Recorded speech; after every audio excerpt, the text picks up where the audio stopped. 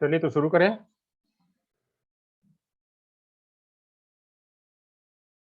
शुरू करें?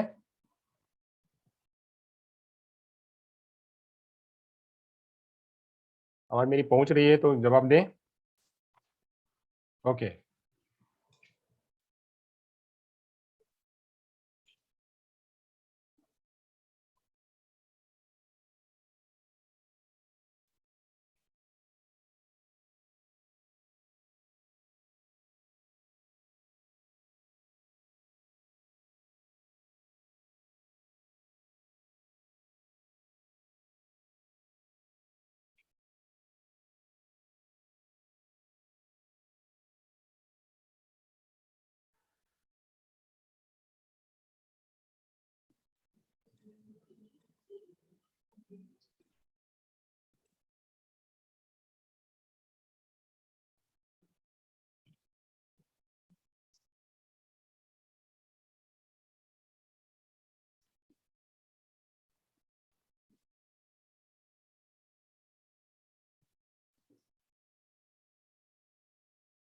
चलिए तो शुरू करते हैं।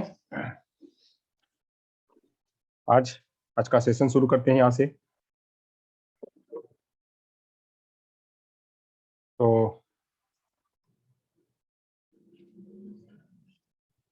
आज के दिन की शुरुआत जो है बिल्कुल करते हैं अपने सुविचार के जरिए। तो आज का सुविचार देख लेते हैं क्या है, उसके बाद आगे चलेंगे। और बहुत ही मस्त सेशन आज रहने वाला है, सब कुछ बढ़िया से चला तो चलिए तो चलते हैं आज के सेशन की तरफ। आज के सेशन की तरफ चलते हैं। चलिए शुरू करते हैं सुविचार से। सुविचार, जैसा कि रोज की तरह सुविचार स्टार्ट करते हैं, तो सुविचार से ही आज के दिन की शुरुआत करते हैं। आप सभी लोग अच्छे होंगे और ऐसी अच्छे होने से सुविचार आज का प्रस्तुत करते हैं। जिंदगी खेलती भी उसी के साथ है, जिंदगी खेलती भी उसी के साथ है जो खिलाड़ी बेहतरीन होता है। यानी जो खेलने वाला, जो खिलाड़ी होता है, वो अगर बेहतरीन होता है तो जो जिंदगी है उसी के साथ वो खेलती है, उसी के साथ खेलती है। दर्द सबके साथ एक सा है, दर्द सबके एक से हैं। जो जिसको अंदर जो दर्द है वह सबका सेम है, एक ही है, मगर हौसले सबके अलग अलग हैं। जिसके अंदर जो ताकत है, जो हौसले हैं, वो हौसले सबके अलग अलग हैं।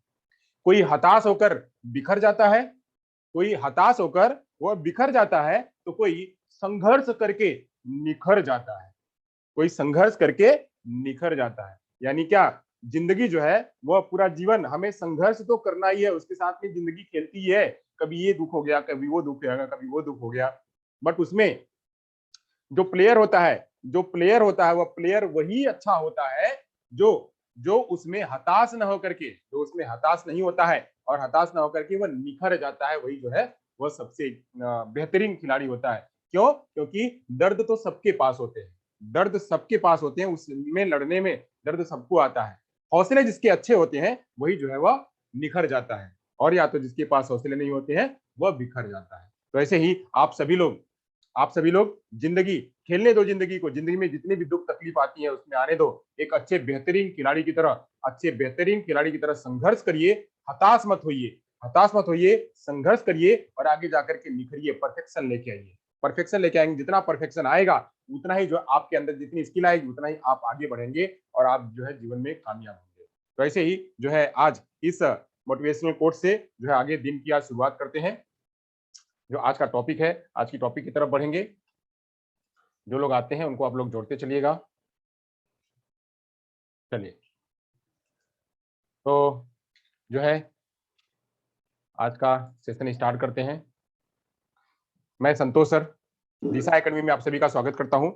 आज मैं आपके बीच एक नया टॉपिक जो है वह सामाजिक सिद्धांत में ही मनोसामाजिक सिद्धांत, एरिक एरिक्सन का मनोसामाजिक सिद्धांत लेके आया हूं। तो मनोसामाजिक सिद्धांत में बहुत सारे टर्म्स हैं। ये सिगमंड फ्रायड, जो सिगमंड फ्रायड जी हैं, सिगमंड फ्रायड को बहुत अच्छी तरह से मानने वाले हैं और उनको फॉलो करते हुए इन्होंने बहुत सारी बातें उन्हीं से फॉलो करते हुए जो है ली हुई हैं। जो उनके मनोलैंगिक के जो 5 चरण थे, जो 5 स्टेप्स उन्होंने बताए हुए थे, उन 5 स्टेप्स के आधार पर इन्होंने 8 स्टेप बताए। कितने स्टेप बताए? इन्होंने 8 स्टेप बताए। जो मनोलैंगिक के 5 स्टेप थे उसी के आधार पर उन्होंने 8 स्टेप बताए। वो 8 स्टेप में क्या क्या कैसे कैसे बात होती है, वो क्यों क्यों लेके आए, इन सब के बारे में आज जो है हम चर्चा करेंगे। तो चलिए शुरू करते हैं। एरिक एरिक्सन का जो मनोसामाजिक सिद्धांत है उसके बारे में चर्चा करेंगे आज हम लोग। तो होप सभी लोगों को दिख रहा होगा, सभी लोगों को सब कुछ क्लियर होगा, किसी को कोई परेशानी नहीं होगी। तो चलिए जो है शुरू करते हैं आज का मुद्दा। आज के मुद्दे की शुरुआत करेंगे। तो सबसे पहले एरिक एरिक्सन की बात कर लेते हैं। एरिक एरिक्सन जी हैं कौन? एरिक एरिक्सन जी हैं कौन?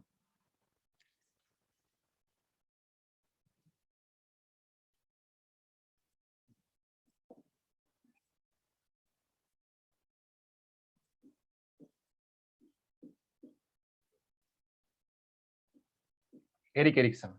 एरिक एरिक्सन जी कौन है? तो एरिक एरिक्सन जी जो है वह, एरिक एरिक्सन जी का जन्म 1902 में जर्मनी के एक फ्रैंकफर्ट में हुआ था। इनका जो जन्म है, पहले इनके बारे में थोड़ा सा जान लेते हैं। इनका जन्म 1902 में जर्मनी में फ्रैंकफर्ट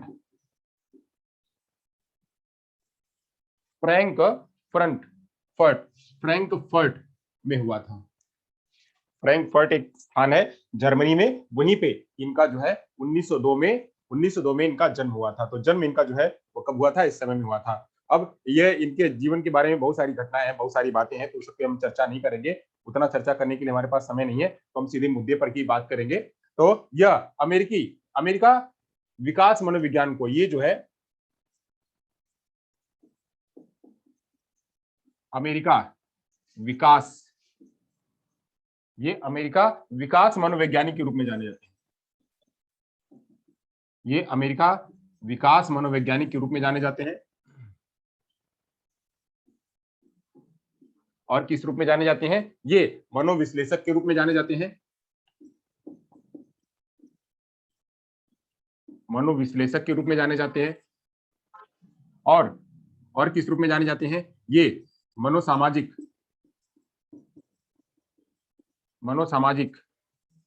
विकास के प्रणेता के रूप में जाने जाते हैं। मनोसामाजिक विकास के प्रणेता के रूप में जाने जाते हैं।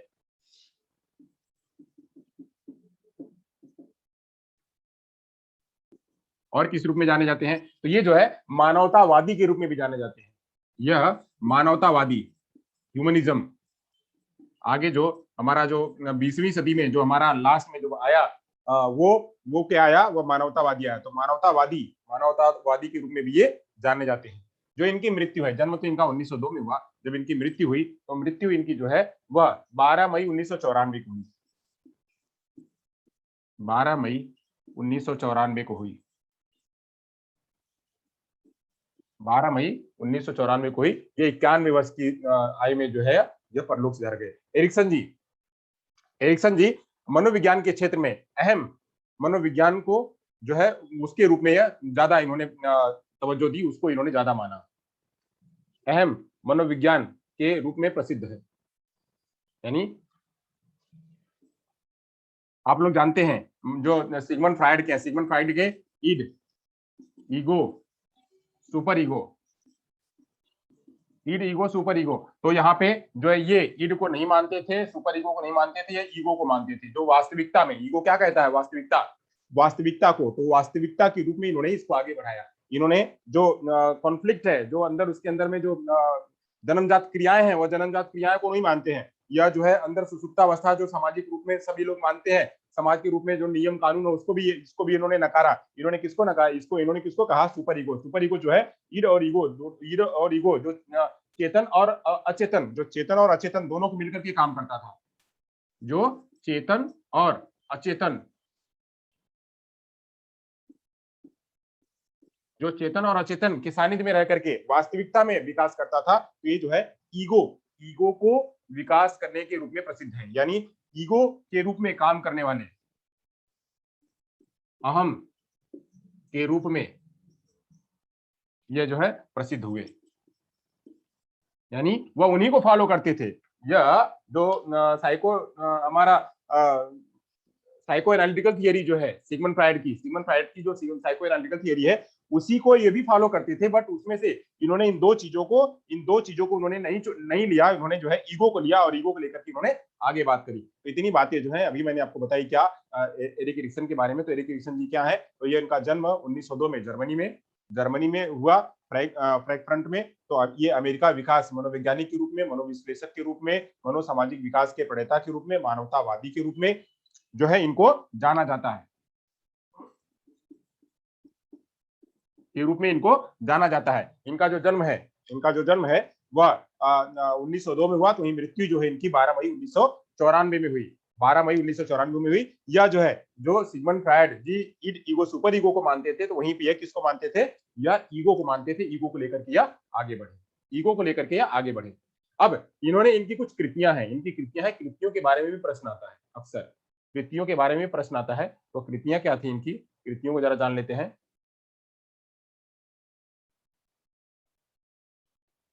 कृतियों को जान लेते हैं।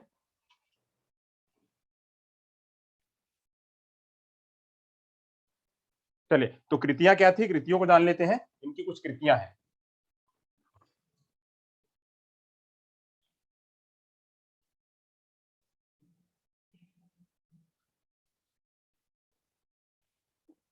इनकी कुछ कृतियां हैं। तो कृतियां जो है, सबसे पहली कृति है चाइल्डहुड एंड सोसाइटी, जिसमें कि ये सब चर्चा करी गई थी, जिसमें 8 चरण की चर्चा करी गई थी। वह पहली कृति थी इनकी childhood and society. Childhood and society, जिसमें इनकी चर्चा करी गई थी, पहला था। दूसरा क्या था, आइडेंटिटी। आइडेंटिटी किसकी, यूथ की। Identity, youth and crisis. Identity, youth and crisis, ये इनकी दूसरी पुस्तक थी। इनकी जो तीसरी पुस्तक थी, उस तीसरी पुस्तक का नाम था ट्रूथ ऑफ गांधी।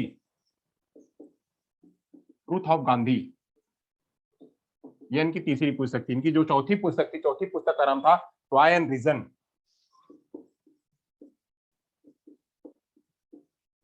ये इनकी चौथी पुस्तक थी। इनकी जो पांचवी पुस्तक थी, वो पांचवी पुस्तक का नाम था एडल्टहुड।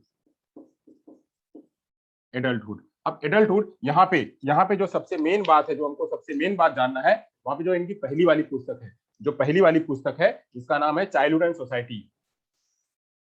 ये वाली पुस्तक, इस वाली पुस्तक में मनोसामाजिक विकास का वर्णन किया गया और इसी में 8 चरणों का निर्माण किया गया। 8 चरणों का जो है बात करी गई। यानी ये जो चाइल्डहुड एंड सोसाइटी है, इसी चाइल्डहुड सोसाइटी में इन्होंने मनोसामाजिक सिद्धांत के जो विकास के जो चरण है, मनोसामाजिक विकास के जो चरण है, वो 8 चरण उन्होंने इसी में दर्शाए। और यह 1963 में जो है वह पब्लिश हुई। 1963 में यह पब्लिश हुई। तो चाइल्ड एंड सोसाइटी जो है 1963 में पब्लिश हुई। इसी में 8 चरणों का जो है वह विकास किया गया। अब ये जो है, ये पूरा सिद्धांत क्या है, ये पूरा सिद्धांत एरिक एरिक्सन ने दिया हुआ है। यह क्या कहते हैं, यह सिद्धांत फ्रायड द्वारा प्रतिपादित मनोलैंगिक अवस्थाओं का विस्तार रूप है।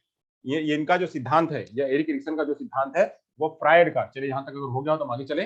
पुस्तकें हो गई, इसके बाद आगे चलते हैं।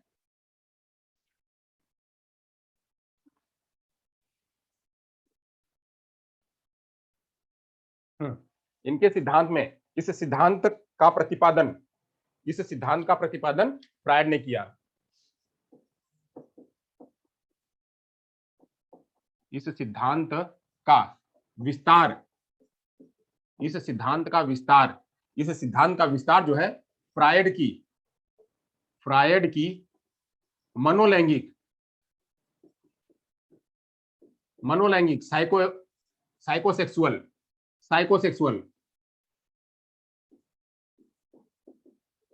साइकोसेक्सुअल मनोलैंगिक सिद्धांत, इस सिद्धांत का विस्तार फ्रायड की मनोलैंगिक सिद्धांत के आधार पर हुआ। यानी इसका जो विस्तार है वह किसके आधार पर हुआ, तो जो फ्रायड का मनोलैंगिक सिद्धांत था, जिसमें 5 चरण बताए गए थे, 5 चरण, एनल और वो गुदावस्था, गुहावस्था, ये सब जो जितनी 5 अवस्थाएं बताई गई थी, वो 5 अवस्थाओं के आधार पर जो है यह इनका आगे का पूरा ये इसी के आधार पे जो है इन्होंने, उनके में 5 चरण था और इनके में 8 चरण लेके आए। अब आगे चलते हैं, एरिक एरिक्सन का सामाजिक सिद्धांत के बारे में बात करते हैं। यहां से जो है एरिक एरिक्सन का सामाजिक सिद्धांत, यहां तक हमने आपको बताया। ये सब सूचनाएं हैं और सूचनाओं के साथ साथ समझना भी है, सूचनाओं के साथ साथ समझना भी है। वो समझना क्या है उसकी भी चर्चा कर लेंगे। हाँ, वो समझना क्या है उसकी भी चर्चा कर लेंगे। तो अब सिद्धांत की बात करते हैं। एरिक एरिक्सन का मनोसामाजिक सिद्धांत। एरिक एरिक्सन का मनोसामाजिक सिद्धांत। एरिक एरिक्सन का मनोसामाजिक सिद्धांत यानी ये क्या है? मनोसामाजिक सिद्धांत, जिसको अंग्रेजी में कहते हैं क्या? Psychosocial theory. इसको क्या कहते हैं? Psychosocial theory. अंग्रेजी में कहते हैं इसको साइकोसोशल थियरी। साइकोसोशल थियरी, इसको अंग्रेजी में ये कहते हैं साइकोसोशल थियरी। तो साइकोसोशल थियरी का जो है वो प्रणेता कौन है? वो एरिक एरिक्सन जी है। एरिक एरिक्सन जी अपने सिद्धांत में कुछ कारकों को भी महत्व दिया। एरिक एरिक्सन जी ने अपने अपने सिद्धांत में कुछ कारक बताए। इन्होंने अपने सिद्धांत में कुछ कारक बताए, कुछ कारक बताए जिसे जिसे फ्रायड ने नहीं बताया, जिसे फ्रायड ने नहीं बताया, इसीलिए इनकी फेमस हुई। फ्रायड ने नहीं बताया। अब फ्रायड ने नहीं बताया इसीलिए जो है वह उसमें कुछ इन्होंने कारक बताए। कारक की चर्चा हम आगे करेंगे। कारक क्या क्या थे तो उसमें कुछ और कारक यहाँ पे चर्चा कर दे रहे हैं। जैसे मानवीय व्यक्तित्व के विकास में सामाजिक और ऐतिहासिक कारकों की भूमिका को स्वीकारा। यानी इसमें जो है मानवीय, एक तो जैविकी की बात ये भी करते थे। जैविकी, एक तो जैविकी विकास, बच्चे का जैविकी विकास, जो उसका फिजिकल स्ट्रक्चर है, जो फिजिकल स्ट्रक्चर जिसकी बात हमने उसमें भी करा हुआ था, जिसमें जो है वो मिड भी बात कर रहे थे, पूले भी बात कर रहे थे। तो मिड और पूले साथ साथ में फ्रायड ये लोग भी बात कर रहे थे जैविकी विकास। तो जैविकी विकास के साथ साथ में, जैविकी विकास के साथ साथ में सामाजिक और ऐतिहासिक विकास, सामाजिक एवं ऐतिहासिक विकास, ध्यान करते चलिएगा, सामाजिक एवं ऐतिहासिक विकास। प्लस साथ में हमने इसके पहले बताया कि वह अपने उनमें से जो तीन थे क्या? Id, ego, super ego. Id, ego, super ego में से इसको उन्होंने क्रॉस कर दिया, इसको उन्होंने क्रॉस कर दिया, बचा क्या? तो तीसरा जो है ईगो। तो यानी एक हो गया जैविकी विकास, प्लस दूसरा हो गया सामाजिक ऐतिहासिक विकास, और तीसरा जो तीसरी बात थी क्या? अहम यानी ईगो को वह लेकर के चले, या तीन कारकों को वह जो है वह लेकर के चले आगे जो है ये अपने सिद्धांत में जो फ्रायड ने छोड़ दिया हुआ था, कारक को नहीं बताया था, तो कारक को इसमें जैविकी विकास यानी व्यक्ति का जो विकास है वह व्यक्ति का विकास कैसे हुआ उसके बारे में, साथ साथ में उसका सामाजिक और ऐतिहासिक विकास कैसे होता है, वह कैसे प्रभाव करता है वो भी लिया उन्होंने, और साथ साथ में उसका ईगो कैसे काम करता है, वह वास्तविकता में कैसे अपने आप को हैंडल करता है उसको भी इन्होंने लिया। तो ये तीन रूपों में, जैविकी विकास के रूप में, सामाजिक ऐतिहासिक विकास के रूप में और सुपर ईगो, इन तीनों को लेकर के वह आगे बढ़े, इसी को लेकर के उन्होंने इसको स्वीकार किया, इसकी भूमिका स्वीकार करी। इसीलिए एरिक्सन के सिद्धांत को व्यक्तित्व के मनोसामाजिक सिद्धांत के नाम से भी जाना जाता है। यहाँ पे जो है यह सामाजिक ऐतिहासिक विकास लिया गया, इसीलिए इसको जो है क्या कहा जाता है? व्यक्तित्व का मनोसामाजिक विकास सिद्धांत भी कहा जाता है। इसीलिए इसे व्यक्तित्व का मनोसामाजिक विकास भी कहा जाता है, मनोसामाजिक विकास भी कहा जाता है। इसलिए इसको क्या कहा जाता है? मनोसामाजिक विकास भी कहा जाता है। तो इस तरह से जो है यह आगे बढ़े, यह जो है यह साइकोसोशल थियरी के नाम से जानी जाती है। साइकोसोशल थियरी में यह फॉलोअर किसके थे? जो सिगमंड, ये जो है एरिक एरिक्सन जी, फॉलोअर किसके थे? यानी किसको फॉलो करते थे? फ्रायड जी को फॉलो करते थे। किसको? तो फ्रायड जी को फॉलो करते थे। और फ्रायड जी को फॉलो करते करते वो फॉलो करने के बाद वो कहते हैं कि फ्रायड जी ने बात की, उनकी बातों से मैं सहमत हूं, उन्होंने 5 बताए, मैं 5 को नकार नहीं रहा हूं, मैं 5 में से 3 और जोड़ दे रहा हूं। तो इन्होंने 3 चीजें और जोड़ दी, साथ साथ में उन्होंने इसके कारक बताए कि ये कारक किस कारकों से होता है, तुमने कहा कि जैविकी विकास तो है ही, साथ साथ में सामाजिक और ऐतिहासिक विकास को उन्होंने नहीं किया था, वो कहते थे वो विरोधी है। वह क्या कहते थे? वह विरोधी कहते थे, वह स्व और समाज को विरोध मानते थे। कौन? जो फ्रायड जी थे। फ्रायड जी क्या कहते थे? स्व और समाज दोनों विरोधी हैं, जबकि बाकी लोग पूले वगैरह, मिड वगैरह कहते थे नहीं, ये सब साथ साथ में चलते हैं, अनुकूलित हैं। तो उसी अनुकूलन को ये भी लेकर के आए, उसी अनुकूलन को यह भी लेके आए कि जैविकी विकास तो है ही, जैविकी विकास के साथ साथ में सामाजिक विकास और प्लस जो फ्रायड जी कहते हैं ईगो, ईगो भी साथ साथ में व्यक्ति के विकास में, व्यक्ति के जीवन में विकास जैसे होता है, सामाजिक विकास होता है, उसमें यह भी मदद करता है। तो ईगो आया, ईगो आया इसलिए क्या हुआ, मन हो गया। ईगो आया तो क्या हो गया, मन हो गया। ईगो कहां से है, ईगो किससे संबंधित है, ध्यान करिए। अब कभी कभी प्रश्न आता है कि मनोसामाजिक विकास किसकी वजह से हो गया, ईगो सुपर ईगो किसकी वजह से हो गया, तो ईगो ये मनोविकास कैसे हो गया, तो ईगो की हिसाब से हुआ। ईगो कहां से काम करता है, वह चेतन से और अचेतन से काम करता है। जो ईगो है वह चेतन से काम करता है और अचेतन से काम करता है। यानी और ये किससे किससे संबंधित होता है, वास्तविकता से संबंधित होता है, वास्तविकता से, कि जो चीज करंट में है, जो चीज करंट में है उसी को ले लेना। इसी पे बात कही गई थी ना कि वह कहते थे कि अगर हमको कुछ चीज की जरूरत है, हमको कुछ चीज की जरूरत है तो सबसे पहले तो मांग लो, सबसे पहले मांग लो, चोरी ना करो, मांग लो चोरी ना करो। बट अगर समाज अनुकूलित है, अगर वहां पे अनुकूलित भूख लगी है तो भूख लगी है तो चुराओ नहीं। पहली बात तो चुराने के लिए नहीं कहते हैं, बट अगर कहते हैं कि अगर अनुकूलित है, वास्तविकता में अनुकूलित है तो वहां से लेकर के खा भी लो, अपनी भूख को शांत कर लो। तो ये कहते हैं, तो ये कहते हैं यहाँ पे चेतन और अचेतन, चेतन और अचेतन दोनों को मिलकर के बात होती है। तो ईगो इसी वास्तविकता को लेकर के, इसी वास्तविकता को लेकर के जो है ये आगे बढ़ते हैं। तो आगे बढ़ते हैं तो ये तीनों कारक को लेकर के जो है मनो सामाजिक विकास का इन्होंने नाम दिया। इसीलिए मनो सामाजिक विकास में जब सामाजिक आता है, सामाजिक तो सामाजिक आता है तो हम इसकी बात करेंगे, ये वाली बात और ये वाली बात, सामाजिक और ऐतिहासिक। वहीं जब मन की बात आएगी तो मन में क्या आता है, ये ईगो आता है। ईगो जो है वो मन के रूप में आता है। तो ऐसे ही मनो सामाजिक विकास के रूप में जो है यह पूरी सिद्धांत का निर्माण किया गया। तो ये सब चीजें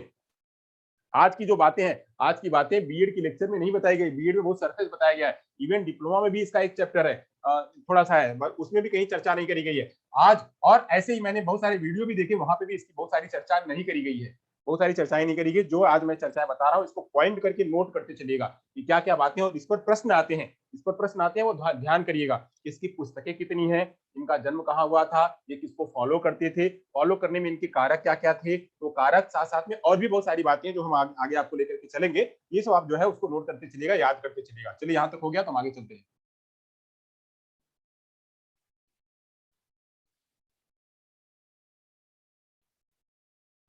चलिए तो आगे चलते हैं, आगे की बात करते हैं। हाँ, आगे बात करते हैं। अब जो है मानवीय प्रकृति के संबंध में एरिक एरिक्सन ने कुछ पूर्व कल्पनाएं करी, यानी मानव का जो प्रकृति है ये किसके रूप में जाने जाते हैं, तो मैंने आपको बताया यह ह्यूमनिज्म के बारे में भी जानते थे, यह मानवतावादी भी थे, यह मानवतावादी भी थे। क्या थे एरिक एरिक्सन जी, मानवतावादी, मानवतावादी भी थे। तो मानवतावादी थे तो यह कहते हैं कि मानव की प्रकृति, मानव की प्रकृति, यह मानवतावादी थे तो कहते हैं कि मानव की प्रकृति यानी मनुष्य की प्रकृति, प्रकृति मतलब क्या, उसका नेचर, प्रकृति, वही प्रकृति ही तो उसको आगे उन्होंने जाकर के बढ़ाया, आगे ही मनुष्य की प्रकृति को ही उन्होंने बढ़ाया कि बाल्यावस्था, जब बच्चा छोटा था तब कैसा था, उसके बाद थोड़ा सा बड़ा हुआ तो कैसे हुआ, उसके बाद कैसे बड़ा वृद्धावस्था तक कैसे हुआ। तो प्रकृति की चर्चा करते हैं। तो प्रकृति की चर्चा के रूप में उन्होंने तीन तीन पूर्व कल्पनाएं करी, यानी इनकी पूर्व धारणाएं, एजम्पशंस, इनकी जो प्री एजम्पशंस थी, इनकी प्री एजम्पशंस थी क्या, इनकी प्री एजम्पशंस तीन थी, पूर्व धारणाएं। मानव प्रकृति की पूर्व धारणाएं, पूर्व धारणाएं, पूर्व धारणा मतलब प्री एजम्पशंस,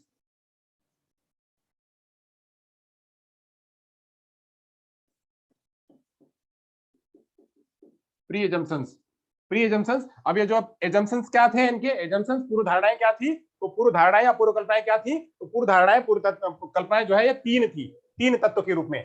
प्रकृति है तीन तत्वों के रूप में थी। पहली तत्व जो थी वह क्या थी, पूर्णतावादी,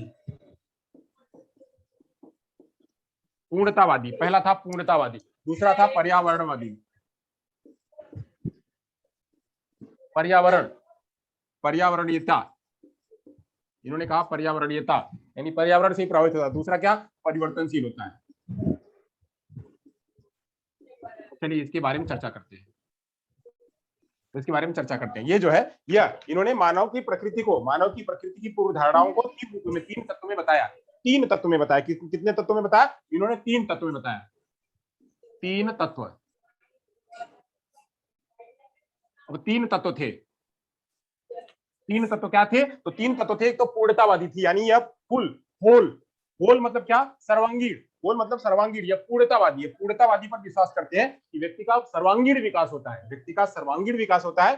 व्यक्ति किससे प्रभावित होता है? तो व्यक्ति जो है पर्यावरण से प्रभावित होता है, वहां के समाज से और वहां के वातावरण से, वहां की राजनीति से प्रभावित होता है, और लगातार जिसके अंदर में परिवर्तन होते रहता है। लगातार क्या होता है? परिवर्तन होता रहता है। तो जैसे बच्चा बच्चा जो है जन्म लिया तो फिर वह बालक बना तो फिर वह स्कूल गया, प्री स्कूल गया, फिर वह स्कूल में गया, फिर वह किशोर बन गया, फिर वह जो है वह वयस्क बन गया, वयस्क से ज्यादा वयस्क बन गया, फिर वह वृद्ध हो गया।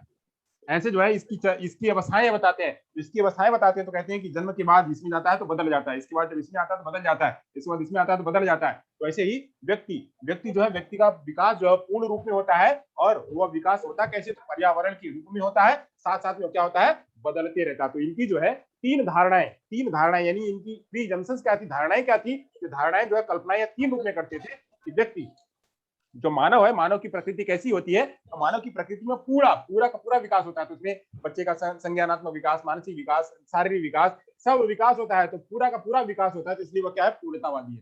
दूसरी बात में क्या कहते हैं कि पर्यावरण से प्रभावित होता है। वातावरण में जैसे वातावरण में रहेगा वैसे ही वातावरण के आधार पर जो है क्या होगा? उसका अंदर में परिवर्तन होने लगेगा। यह जो है पर्यावरणीयता से भी प्रभावित होता है। साथ साथ में कहते हैं कि वह उन्हीं सबों की वजह से वो क्या है? वो परिवर्तन होते रहता है, उसमें लगातार परिवर्तन होते रहता है। परिवर्तन कैसे? बालक से वह जो है वह पहले इन्फेंसी में होता है, फिर वह चाइल्डहुड में आता है, फिर वह जो है एडोलसेंस में आता है। तो ऐसे ऐसे उसकी अवस्थाएं बढ़ने लगती हैं। इन्हीं अवस्थाओं को वह कुल मिला करके इन कुल अवस्थाओं को उन्होंने 8 रूपों में बताया, 8 स्टेज में बताया, जिसकी हम चर्चा आगे करेंगे। 8 स्टेज में बताया इन्होंने। कहीं से आवाज आ रही है? जरा बंद कीजिए।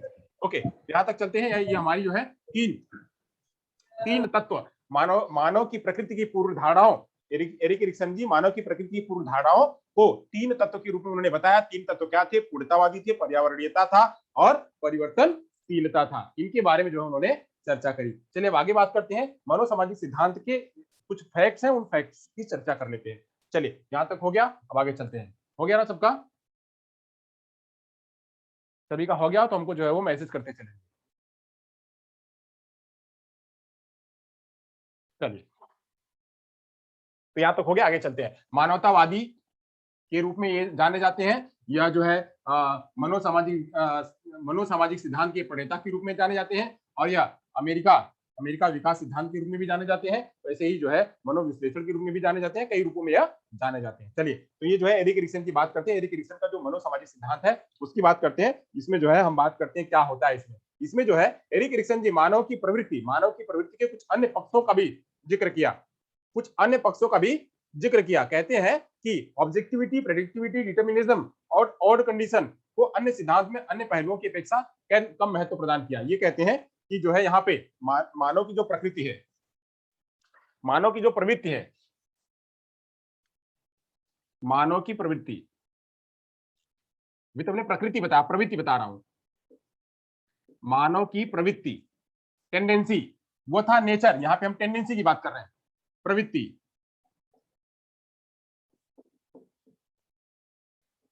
टेंडेंसी।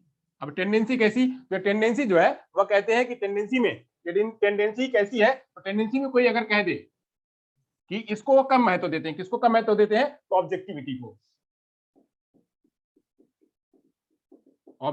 को, यानी उद्देश्य परक, जिसको ये कम महत्व देते हैं। प्रेडिक्टिविटी को भी है प्रेडिक्टिबिलिटी, इसको भी कम महत्व देते हैं। और किसको कम महत्व देते हैं? डिटर्मिनिज्म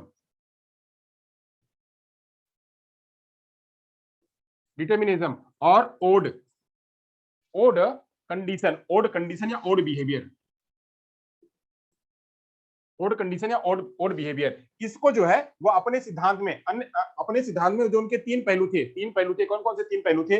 उनके जो 3 पहलू थे, 3 पहलू में कौन कौन से उन्होंने जो बताए थे, तत्व बताए थे। तो क्या बताया था? पहला तो उन्होंने पूर्णतावादी बताया था,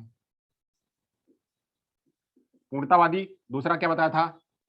पर्यावरणीयता बताया था। और तीसरा क्या बताया था उन्होंने? तीसरी बात उन्होंने बताई थी कि जो है परिवर्तनशीलता,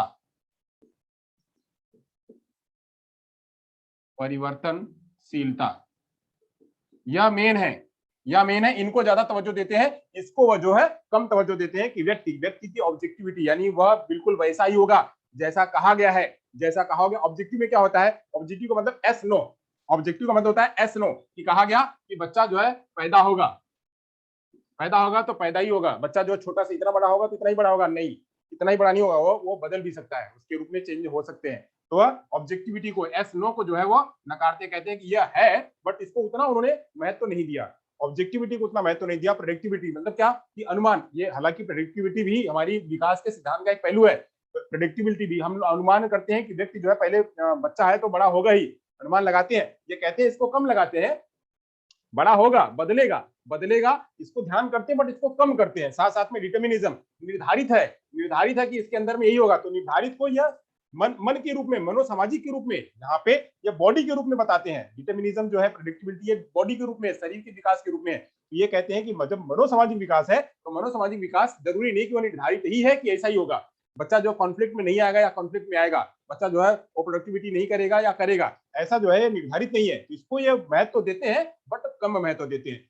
ज्यादा महत्व किसको देते हैं, पूर्णतावादी को, पर्यावरणवादिता को और परिवर्तनशीलता को। इन चीजों को, ऑब्जेक्टिविटी को, प्रेडिक्टिबिलिटी को, डिटर्मिनिज्म को और ओड कंडीशन को वह कम महत्व देते हैं, इसको कम महत्व प्रदान करते हैं। इन्होंने अहम के विकास किस प्रकार से होता है, यहां इन्होंने जो है, जो उनका फ्रायड का जो ईगो सुपर ईगो था, सुपर ईगो था। इस सुपर ईगो में से इन्होंने जो है ईगो को ये लिया कि ईगो का विकास कैसे होता है, ईगो का विकास किस प्रकार से होता है और इसके कार्य क्या क्या है, इस बात पर उन्होंने बल दिया। यानी इन्होंने बल दिया, ईगो का विकास, व्यक्ति में ईगो का विकास कैसे होता है, ईगो का विकास कैसे होता है, ये ध्यान करे रहेगा। हम इसको लेकर के चलेंगे आगे, जो हम 8 स्टेज बताएंगे तो इसको पॉइंट करे रहिएगा। ईगो का विकास कहाँ कहाँ होता है, कैसे कैसे होता है, ईगो का विकास कैसे कैसे होता है, इस पर बल दिया, इस पर इन्होंने इसको एक्सप्लेन किया, कैसे कैसे होता है तथा इसके कार्य क्या क्या हैं, ईगो के कार्य क्या क्या हैं, इसको इन्होंने विकास किया, कार्य क्या क्या है, इस पर इन्होंने विस्तार से चर्चा करी। ये दो प्रश्न जो है, इन दो प्रश्नों पर उन्होंने जो है विस्तार से बात करी, इसको चर्चा किया, ईगो का विकास कैसे कैसे होता है, शैशवावस्था में, बाल्यावस्था में, किशोरावस्था में, प्रौढ़ावस्था में, वृद्धावस्था में कैसे कैसे ईगो का विकास होता है, कैसे कैसे जो है ये कार्य करता है, इन सब की बातें जो है वह बिल्कुल विस्तार से करते हैं। ये किसके थे, ये इसको फॉलो किसको किया, इसको लिया कहां से, तो फ्रायड से। फ्रायड का ही ईगो है, फ्रायड के ईगो को वो लिए और लिए करके जो है इसको आगे विस्तार किया, जिसका विस्तार जो है उन्होंने नहीं किया हुआ था, फ्रायड ने इसका विस्तार नहीं किया हुआ था, बट जो है उसको विस्तार करते हैं। ईगो के विकास में ये कहते हैं कि ईगो के विकास एवं कार्यों, ईगो के विकास में ईड और पराहम के विकास के संबंध न के बराबर। यानी ये कहते हैं कि जहां पे एक चीज और चर्चा चलाते हैं, अगर ईगो का विकास करना है, अगर ईगो के विकास में दो बातें, ईगो के विकास में पहला जो है ईड और दूसरा जो है सुपर ईगो। ये कहते हैं कि सुपर ईगो, ईड और सुपर ईगो, ये कहते हैं ईगो के विकास में ईड और सुपर ईगो, इनका जो महत्व है, इनका महत्व क्या है, वह न के बराबर है। इनका महत्व न के बराबर है। यानी ये कहते हैं कि इसमें ईड और सुपर ईगो आकर के नहीं मिलता है, हमको ईड और सुपर ईगो की जरूरत नहीं है। वो कहते हैं हम ईड और सुपर ईगो की चर्चा नहीं करेंगे। ईड जो है वो क्या है, वह जैविकी है, ईड जैविकी है। ईड जो है लिबिडो से आता है, ईड कहां से आता है, लिबिडो से आता है। तो लिबिडो हमको नहीं चाहिए, लिबिडो की बात नहीं करते हैं। सुपर ईगो क्या है, वह कहता है कि धार्मिक बनना है, ये कहता है धार्मिक बनना है। तो कहता है, ये कहते हैं कि इन दोनों का जो है रोल हम हमारे इस ईगो के विकास में नहीं हम लेते हैं, न के बराबर करते हैं। तो ये जो है ईगो का विकास और कैसे करते हैं, ईगो के विकास के लिए पूर्णतावादी के रूप में, पर्यावरणता के रूप में और परिवर्तनशीलता के रूप में करते हैं। ये यहाँ पे उसके रूप में करते हैं कि व्यक्ति का विकास उस रूप में होता है, ऐसे व्यक्ति का विकास नहीं होता है। व्यक्ति के विकास में उसका जो है वो सामाजिकता और जो है राजनीति, सामाजिकता और राजनीति वह काम करती है इसलिए आगे जाता है, इसमें ईड और सुपर ईगो का काम नहीं है। तो ईड और सुपर ईगो को वह महत्व न के बराबर देते हैं। और किसको न के बराबर महत्व देते हैं? ऑब्जेक्टिविटी, प्रेडिक्टिबिलिटी, डिटर्मिनिज्म और ओड कंडीशन, इनको भी वह न के बराबर महत्व देते हैं। तो महत्व किसको देते हैं? तो महत्व देते हैं किसको? पर्यावरण को और परिवर्तनशीलता को ज्यादा महत्व देते हैं। उसी के आधार पे ईगो और सुपर ईगो की उन्होंने चर्चा करी। यहां तक हो गया सबका? तो चलिए आगे चलते हैं। आगे चलते हैं, अगली बात करते हैं। अगर ये हो गया हो तो हम चलें आगे।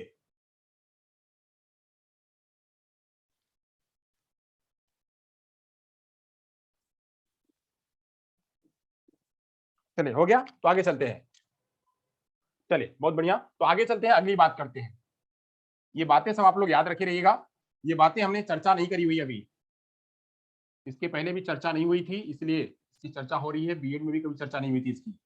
बीएड में खाली 8 चरणों की चर्चा हुई थी। साइकोसोशल थियरी में भी खाली जो है 8 की चर्चा हुई थी। चलिए, तो अब बात करते हैं, अब आगे बात करते हैं। मानवीय व्यक्तित्व कई अवस्थाओं से गुजरकर विकसित होता है। जो मानव का व्यक्तित्व है, मानव का व्यक्तित्व कई अवस्थाओं से होकर गुजरता है। मानव का व्यक्तित्व कई अवस्थाओं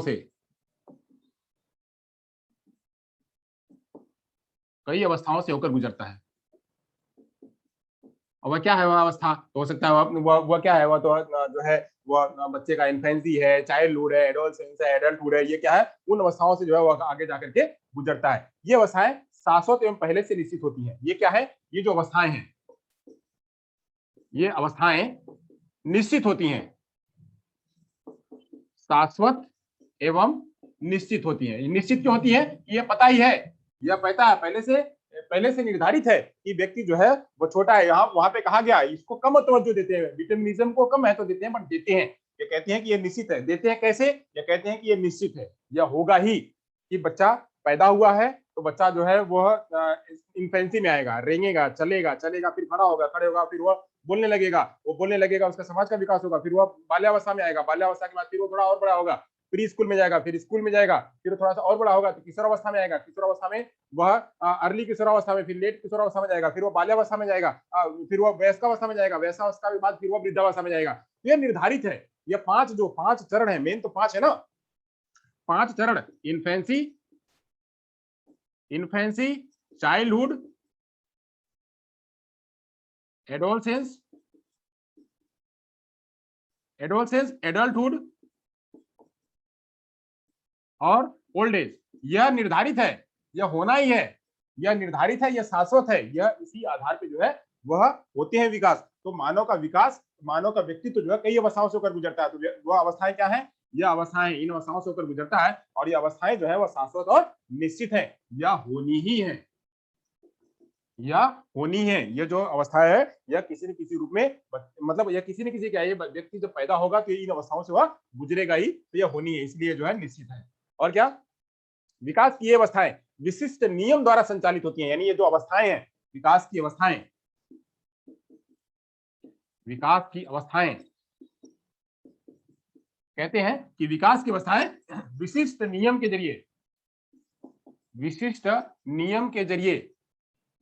जरिए संचालित होती हैं, नियम के द्वारा संचालित होती हैं।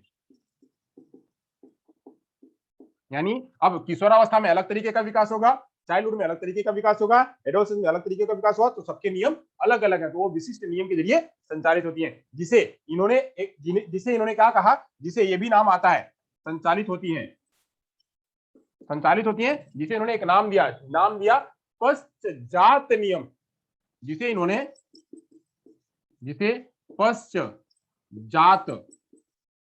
पश्चात नियम कहा।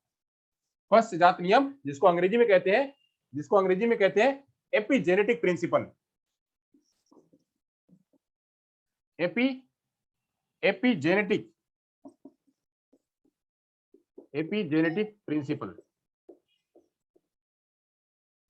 प्रिंसिपल कहते हैं। अब एपिजेनेटिक प्रिंसिपल क्या है? तो एपिजेनेटिक प्रिंसिपल का मतलब क्या कि उसके जो पूर्व जन्म में जो जीन है, उन जीन के आधार पे जो है इसके अंदर में वो चीज मिलकर के आती है, उसी आधार पे क्या होता है, उसका विकास होता है।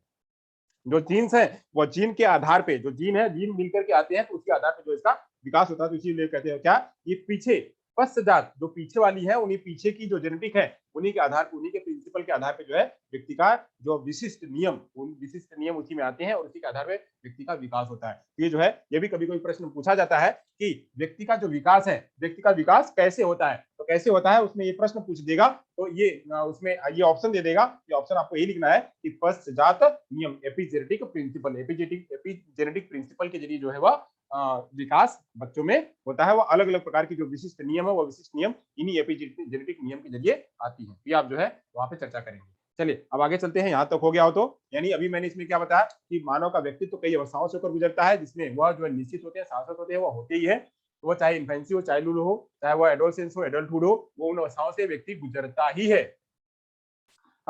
ईड ईगो सुपर ईगो, क्या बता रहे हैं आप? ईड ego super ego, Manish, Manish ईड ego super ego example बता तो दिया है, कितनी बार हो गया है मनीष? ईड ईगो सुपर ईगो का एग्जांपल बहुत बार बता दिया गया है। ईड ईगो सुपर ईगो का एग्जांपल एक बार घोड़े का दिया गया था, एक बार भूख का दिया गया था। ईड ईगो सुपर ईगो का एग्जांपल आप नहीं थे उस क्लास में क्या? अच्छा, ईड ईगो सुपर ईगो का एग्जांपल दिया गया है एक बार, एक घोड़े का जो एग्जांपल दिया गया है और एक भूख का एग्जांपल दिया गया है उसमें। चलिए मैं फिर भी बता देता हूं, आपका क्वेश्चन है तो। यहाँ से जो है, यहाँ हमारा खत्म हो गया, फिर आगे चलेंगे। यहाँ तक खत्म हो गया, जरा मैं इनको एक ईड ईगो सुपर ईगो का एक एग्जांपल दे दूं, फिर आगे बढ़ता हूँ। ईड ईगो सुपर ईगो का एग्जांपल देता हूँ, इसीलिए आप अगर कंटिन्यूटी में रहेंगे तो नुकसान नहीं होगा। Id id ego super ego, id ego super ego, यह क्या कहता है? यह कहता है जो उसकी अंतर्नोंद जो इंट्रिंसिक जो क्षमता है, जो जन्मजात क्षमता है, यह जन्मजात क्षमता के आधार पे काम करता है। क्या? ये जन्मजात क्षमता है और वह जो है आती है, वो होती है। कुछ भी कर लो, कैसे भी रोक लो, वह होती ही है, वो होनी है। जो उसके अंदर में है वो होगी। जैसे भूख लगना, भूख लगेगी, प्यास लगना, प्यास लगेगी। हमको जो है वो पैर उठाना है तो पैर उठाएंगे ही। हमको जो है, हम जब पैदा होते हैं तो ब्लिंक करेंगे ही, चूसेंगे ही। ये सब क्रियाएं जो है जन्मजात होती हैं, तो ये क्रियाएं होनी ही है, होनी है। तो ये जो जैसे जन्म लेना है तो मृत्यु लेना है, जन्म और मृत्यु ये होनी ही है। ये जो है ईड है। ये क्या है? ईड है, जो जन्मजात क्रियाएं हैं, जन्मजात क्रियाएं, ईड होगी। अब जो ये ईगो है, ईगो क्या है? वास्तविकता में बिलीव करता है, वास्तविकता में, कि वास्तविकता क्या है उस कंडीशन में, रियल सिचुएशन क्या है, उसी के हिसाब से व्यक्ति को काम करना है। रियल सिचुएशन के हिसाब से व्यक्ति को काम करना है। अब ये सुपर ईगो क्या कहता है? सुपर ईगो कहता है नियम फॉलो करो, नियम फॉलो करो, नियम फॉलो करो, और जो है अच्छे इंसान बनो, अच्छे इंसान बनो, अच्छे इंसान बनो, इसके लिए कहता है। यानी नियम फॉलो करो और अच्छे इंसान बनो, जो भी बात है उसको जो सामाजिकता के आधार पे चलो वहां पे। अब ये कहते हैं, अब जन्मजात क्रियाएं क्या है, इसको मैंने एक एग्जांपल बताया हुआ था। एक एग्जांपल मैंने बताया था भूख का। किसी को भूख लगी, भूख लगी तो भूख को रोक नहीं सकते हैं, भूख लगेगी ही, भूख लगेगी ही। भूख लगना, पेशाब लगना, टॉयलेट होना, ये सब होगी ही, इसको कोई नहीं रोक सकता है। तो लगेगी, तो लगेगी तो क्या करेंगे? भूख मिटाने के लिए हम कुछ क्रियाएं करेंगे, कुछ क्रियाएं करेंगे। तो क्रियाएं करने के लिए क्या करेंगे? कभी कभी भूख लगती है तो जाकर के चोरी कराते हैं। तो भूख लगना क्या है? वह ईड है, भूख लगना ईड है। अब ईड ईड के आधार पे व्यक्ति क्या करता है कि अगर पैसा है तो जाके खरीद लेता है या बना लेता, कर लेता है। तो पहले ईगो में क्या कहता है कि पहले मेहनत करो। ये ईगो में, ईगो कहता है कि मेहनत करो, पहले मेहनत करो, मेहनत करके बनाओ खाओ, मेहनत करो बनाओ खाओ। अगर मेहनत नहीं होती है, मेहनत नहीं कर पाते हो, बना खा नहीं पाते हो, तो देख लो, अगर वहीं कहीं मिलती है, अगर वहीं कहीं मिलता है, कोई नहीं है वहां पे, कोई वस्तु है, ये वस्तु है, अगर कोई नहीं दिखता है तो खा लो। अगर कोई नहीं देख रहा है, कोई नहीं देख रहा है तो उठा लो, उठा के खा लो। अगर देख रहा है तो मत उठाओ, मेहनत करो। पहले ये कहता है कि मेहनत करो, अगर कोई नहीं देख रहा, परिस्थिति अगर आपके अनुकूल है तो उठा करके खा लो। ये जो है ईगो कहता है। वहीं सुपर ईगो कहता है कि भले कुछ भी हो जाए, भले कुछ भी हो जाए, तुम्हें तो मेहनत करके ही खाना है, चोरी तो करना ही नहीं है, तो करना ही नहीं है, तुम्हें चोरी करना ही नहीं है, चोरी करना पाप है, चोरी नहीं करना है। ये कहता है चोरी नहीं करना है, यानी नियम को फॉलो करना है। ये कहता है, सुपर ईगो कहता है, अंदर से अंदर आत्मा कहेगी, बोलेगी चोरी नहीं करना है, कितना भी कर लो नहीं करना है, तुमको खाना ही है। जबकि यह कहता है, यह कहता है हमको भूख मिटानी, हम कुछ भी करेंगे, भूख मिटानी हमको कुछ भी करेंगे, हम चाकू भी मार देंगे, हम गोली भी मार देंगे, कुछ भी कर देंगे, हमको करना है। तो भूख लगी, भूख मिटाओ हमारी, भूख मिटाओ। तो भूख मिटाने के लिए वास्तविकता में यह ईगो कहता है कि देख लो, पहले मेहनत कर लो फिर खाओ। तो ऐसे जो है इसका एक एग्जाम्पल है। दूसरा एग्जाम्पल क्या था? दूसरा एग्जाम्पल मैंने दिया हुआ था घोड़े का। घोड़े का एग्जांपल दिया हुआ था। घोड़े के एग्जांपल में क्या था कि घोड़ा क्या है, घोड़ा एक है, घोड़े को दौड़ना है, घोड़े को दौड़ना है, घोड़ा कहता है हमको दौड़ना है, तो दौड़ना दौड़ेगा ही, घोड़े को दौड़ना है तो वो दौड़ेगा ही, वो कहेगा हमको इधर जाना उधर जाना, उसको पता नहीं कहाँ जाना है, उसको पता ही नहीं, जैसे भूख को पता नहीं था कहाँ से हमारी भूख मिटेगी, वैसे ही इसको भी घोड़े को पता है इसको दौड़ना है, दौड़ने की लत आई, दौड़ने की जो है उसको अंदर से जो आई, वो उसको बोलते हैं क्या, अंदर से वो निकल के आना, तो वो निकली, वो चुल, अंदर से चुल उसको बोलते हैं, भूख की चुल है या चुल, वो चुल क्या है, वो अंदर से निकल के आती है, तो ये जो घोड़े दौड़ने की चुल उसको निकल के आई, दौड़ना है हमको, अब दौड़ना है तो दौड़ने के लिए इसको क्या किया, इस पे सवार हो गया एक व्यक्ति, सवार सवार व्यक्ति सवार हो गया, चलो कहाँ दौड़ोगे, हम लेके चलते हैं तुमको, तो दौड़ोगे नहीं, इधर उधर कहीं नहीं जाना है, इसी रास्ते पे जाना है, इसी रास्ते पे जाना है, तो रास्ते पे सवार होकर के उसको पकड़ करके उसे कमान देने लगा, तो कमान देने लगा, तो सवार क्या है, ये ईगो है, ईगो उसको एक सही रास्ते पे लेके जा रहा है, सही रास्ते पे लेके जा रहा है, सही रास्ते पे लेके जा रहा है, वहां सही और दोनों गलत रास्ते हैं, जैसे यहाँ है तो यहाँ पे उसको लेके तो जा रहा है, कमान बहुत तेज ना दौड़े बहुत धीरे ना दौड़े,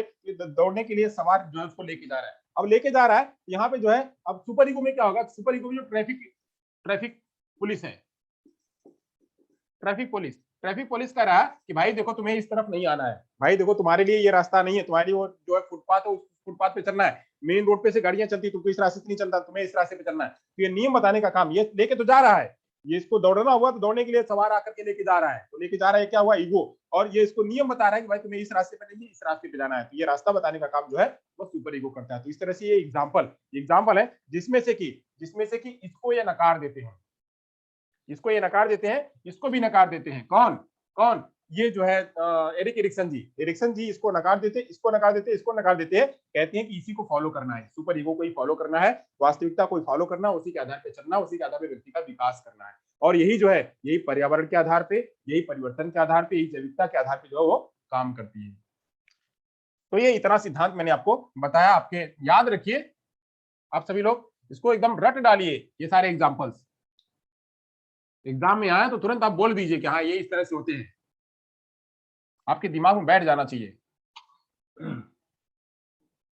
चलिए तो आगे बात करते हैं, अब आगे बात करते हैं एरिक्सन की मनोसामाजिक अवस्थाएं 8 होती हैं, एरिक्सन की जो मनोसामाजिक अवस्थाएं हैं वो कुल मिलाकर के 8 हैं, एरिक्सन की मनोसामाजिक अवस्थाएं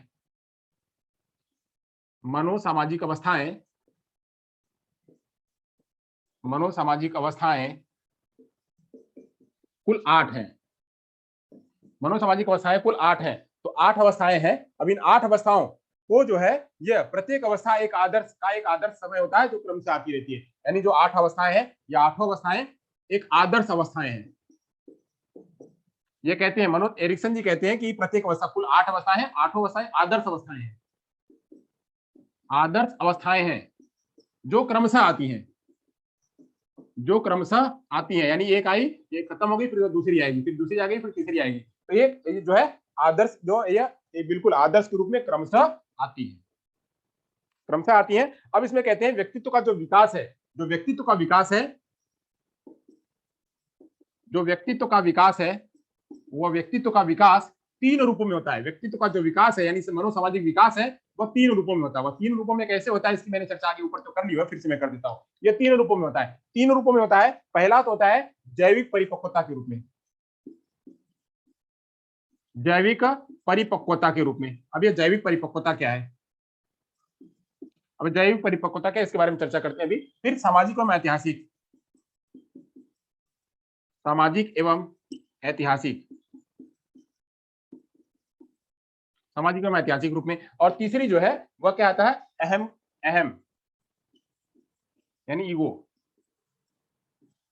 ईगो, इन तीनों की अंतः क्रिया होती है, इन तीनों की जब अंतः क्रिया होती है यानी इसका इसका और इसका, इन तीनों की जब अंतः क्रिया होती है, आपस में जब मिलते हैं, इन्हीं के परिणाम स्वरूप क्या होता है, इन तीनों के अंतः क्रिया के परिणाम स्वरूप इन जैविक परिपक्वता के सामाजिक एवं ऐतिहासिक पहलू के रूप में और अहम की अंतः क्रिया के रूप में, इन तीनों की अंतः क्रिया के परिणाम स्वरूप मनोसामाजिक विकास होता है, मनोसामाजिक विकास होता है, मनोसामाजिक विकास होता है। तो कैसे होता है मनोसामाजिक विकास? तो मनोसामाजिक विकास जो है वह जैविक परिपक्वता के रूप में, मनो सामाजिक एवं ऐतिहासिक रूप में, अहम के रूप में। तो ये दोनों तो आप जानते ही हो। अब ये जैविक परिपक्वता की बात के बारे में बात करते हैं। जैविक परिपक्वता के बारे में बात करते हैं। बच्चा पैदा हुआ, चलिए इसको इसके बारे में चर्चा कर लेते हैं। जैविक परिपक्वता क्या है? आपको बस थोड़ी सी बता दूंगा, समझ जाएंगे आप।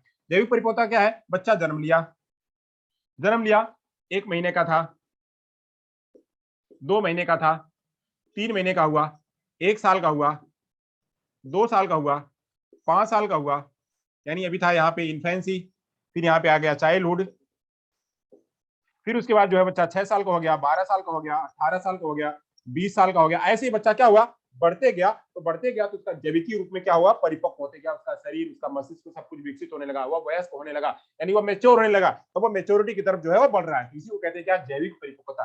तो जैविक परिपक्वता सामाजिक, ऐतिहासिक, उसका वातावरण, साथ साथ में अहम, इन तीनों के मिले जुले रूप से व्यक्ति का क्या होता है, वह सामाजिक मनोसामाजिक विकास होता है। तो मनोसामाजिक विकास के लिए जैविक परिपक्वता, सामाजिक, ऐतिहासिक और अहम, इन तीनों का मिला जुला हुआ ही रूप होता है।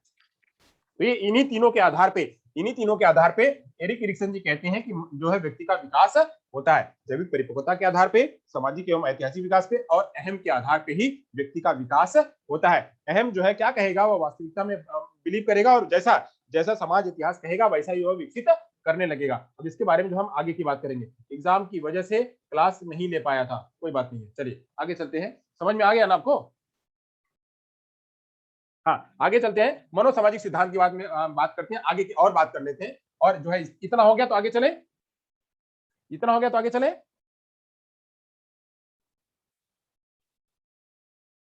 इतना हो गया तो आगे चले।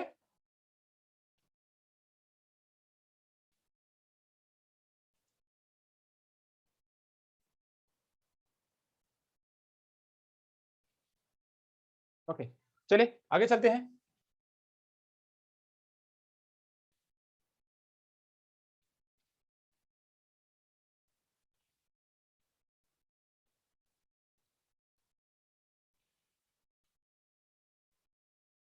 आगे चलते हैं। हम्म आगे है मनोसामाजिक विकास की अवस्था। प्रथम महत्वपूर्ण विशेषता संक्रांति कहलाती है। इसकी जो सबसे महत्वपूर्ण है वो क्या है, वो संक्रांति कहलाती है। यानी मनोसामाजिक विकास की जो विशेषता है, मनोसामाजिक विकास की विशेषता क्या है, की विशेषता है कि इसमें जो है, इसमें इसमें संक्रांति होती है। अब संक्रांति मतलब क्या, ट्रांजिशन। संक्रांति होती है, संक्रांति मतलब क्या, ट्रांजिशन। ट्रांजिशन मतलब क्या, एक अवस्था है, यहाँ पे बाल्यावस्था है, पहले शैशवावस्था है, शैशवावस्था। तो शैशवावस्था के बाद क्या होगा, ये बदल करके ऐसे स्पाइरल के रूप में एक अवस्था से दूसरी अवस्था, दूसरी अवस्था से तीसरी अवस्था, तीसरी अवस्था से चौथी अवस्था, इस तरह से वो शैशवावस्था से बाल्यावस्था, बाल्यावस्था से किशोरावस्था, किशोरावस्था से युवावस्था, युवावस्था से वृद्धावस्था, ऐसे वो ट्रांजिशन होते हुए बदलते हुए वह चलता जाता है। तो इसको कहते हैं क्या, ट्रांजिशन पीरियड। Transition period. अब यही ट्रांजिशन पीरियड एक अवस्था जैसे खत्म होती है, एक अवस्था, ये इसको भी मैंने बताया हुआ है ट्रांजिशन के बारे में। मैं जब एडोलसेंस बता रहा था उस समय मैंने ट्रांजिशन के बारे में बताया हुआ था। यही ट्रांजिशन प्राणी के जीवन का एक ऐसा टर्निंग पॉइंट होता है। ये जो ट्रांजिशन है, ट्रांजिशन मानव जीवन, ट्रांजिशन जो है मानव जीवन का टर्निंग पॉइंट होता है, टर्निंग पॉइंट होता है, टर्निंग पॉइंट होता है। कैसे होता है, चलिए एग्जांपल ले लेते हैं, इसको एग्जांपल ले लेते हैं। एग्जांपल याद रखिएगा। एग्जांपल में क्या, कि बच्चा जो है वह बाल्यावस्था में था, बाल्यावस्था में था, बाल्यावस्था से किशोरावस्था की तरफ आ रहा है, बाल्यावस्था से किशोरावस्था की तरफ जा रहा है, की तरफ बढ़ रहा है। तो बढ़ रहा है तो यहाँ पे बहुत सारे परिवर्तन होंगे, बहुत से परिवर्तन होंगे। क्या होंगे परिवर्तन, तो बहुत से परिवर्तन क्या होंगे, बाल्यावस्था से किशोरावस्था में, बाल्यावस्था में था तो उसके पास कुछ नहीं था, अब जैसे किशोरावस्था में आ रहा है तो आप उसकी मूछें आने लगी, उसके अंदर हार्मोनल चेंजेस होने लगे, उसके अंदर बहुत सारे फिजिकल परिवर्तन होने लगे और उसकी आवाज मोटी होने लगी। ये जो है उसके अंदर परिवर्तन, उसके दिल डोल बड़े होने लगे, उसकी हार्ट बीट जो है जो कम होने लगी, उसका इमोशन जो बढ़ने लगा और बहुत सारी बातें सोचने लगा, विचारने लगा। तो क्या हुआ, यही क्या है, बाल्यावस्था में नहीं था और किशोरावस्था में जैसे बढ़ रहा है तो ट्रांजिशन होने लगा है, अब वो बदलाव होने लगा है। यही बदलाव जो है उसके लिए क्या होता है, टर्निंग पॉइंट होता है। अब इसी टर्निंग पॉइंट में उसके अंदर में संघर्ष होता है। इसी टर्निंग पॉइंट की वजह से, ये जो टर्निंग पॉइंट है, इसी टर्निंग पॉइंट की वजह से वो संघर्ष झेलता है। टर्निंग पॉइंट होने की वजह से, जैसे ही आपको आपको कहा कि मान लीजिए आप वहां पे हैं, राजस्थान में हैं। आप कहाँ हैं? आप राजस्थान में हैं। आप राजस्थान में हैं और राजस्थान से आपको कहा गया कि आप गुजरात आ जाइए। आप गुजरात आ जाइए, तो राजस्थान से जब गुजरात आएंगे, तो राजस्थान से जब गुजरात में आप आएंगे यहाँ पे, तो क्या होगा? आपको बहुत सारी बातें, यहाँ से यहाँ तक आने के लिए बहुत सारी बातें झेलनी पड़ेंगी।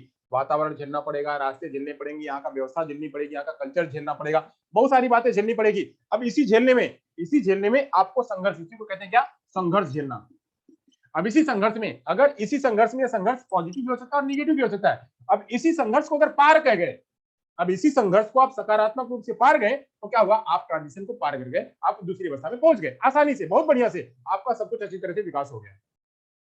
आपका सब कुछ अच्छी तरह से विकास हो गया। इसी को बताने का काम जो है, यह अपने थियरी में कहते हैं कि व्यक्ति एक अवस्था से जब दूसरी अवस्था में जाता है, इसकी हम चर्चा करेंगे। जब मैं स्टेज बताऊंगा उसमें बताऊंगा कि एक व्यक्ति जब दूसरी अवस्था में जाता है, उसका एक ट्रांजिशन पीरियड होता है। उस ट्रांजिशन पीरियड में वो दो चीजों से जूझता है। एक होता है पॉजिटिव और दूसरा होता है निगेटिव। एक नकारात्मक और सकारात्मक, दो तरीकों से जूझता है। अब वो संघर्ष करता है। संघर्ष करने के बाद अगर संघर्ष को झेल लिया, संघर्ष को पूरा कर लिया, उसको वातावरण उसमें सपोर्ट दे दिया, तो क्या है? वह अच्छी तरह से आगे जा पाता है। नहीं तो उसके अंदर में जो भारी होगा उस टाइम पे, पॉजिटिव भारी होगा तो पॉजिटिव रूप में ले लेगा, निगेटिव भारी होगा तो निगेटिव रूप में ले लेगा। जैसे ही आप राजस्थान से गुजरात में आए और गुजरात में आए, आपको लगा सारे लोगों ने आपको ठग लिया। अगर आपको सारे लोगों ने ठग लिया, या आपको ऐसा, आपके मन में ऐसा प्रतीत हुआ कि सारे लोगों ने हमको ठग लिया, हम यहाँ से आकर के इतना दूर है, आपके मन में अगर निगेटिव भर गई, तो आप दोबारा कभी भी गुजरात में नहीं आएंगे। कभी भी गुजरात में नहीं आएंगे। गुजरात का व्यक्ति राजस्थान में चला गया, तो राजस्थान के लोगों ने ठग लिया उसको, बिल्कुल ठग लिया, तो क्या हुआ? तो ये गुजरात का कोई बंदा जाकर के राजस्थान में कभी नहीं जाएगा, उसके अंदर में निगेटिविटी हावी हो जाएगी। वहीं वहीं पॉजिटिविटी कैसे? राजस्थान का व्यक्ति अगर गुजरात में गया, तो गुजरात के लोगों ने उसको बहुत सारा सराहा, बहुत सारा प्रेम दिया, सम्मान दिया, सब कुछ दिया, तो क्या होगा? वह हमेशा उसके अंदर में पॉजिटिविटी आएगी, बोलेगा कि गुजरात में जाना अच्छा है, गुजरात में रहना अच्छा है। ये इसके अंदर में एक संघर्ष जो है, दूसरा ट्रांजिशन पीरियड में अगर लोगों ने सराहा दिया, मेंटेन कर लिया, तो पॉजिटिव पॉइंट जो है उसके अंदर में आगे हो जाएंगे। तो ऐसे ही इन दो बातों को जो है अपने टर्निंग पॉइंट के रूप में उन्होंने बताया। और यही ट्रांजिशन पीरियड में टर्निंग पॉइंट जो बहुत महत्वपूर्ण होता है, बहुत महत्वपूर्ण होता है, जिसको जो है जैविक परिपक्वता एवं सामाजिक मांग दोनों के बीच में अंतःक्रिया के कारण उत्पन्न होता है। यह होता कैसे है? यह जो है, ये जो टर्निंग पॉइंट है, यह जो निकलता है, यह जो ट्रांजिशन और टर्निंग पॉइंट होता है, वो निकलता कैसे है? तो निकलता है दो तरीकों से। एक जैविक परिपक्वता के आधार पे, जैविक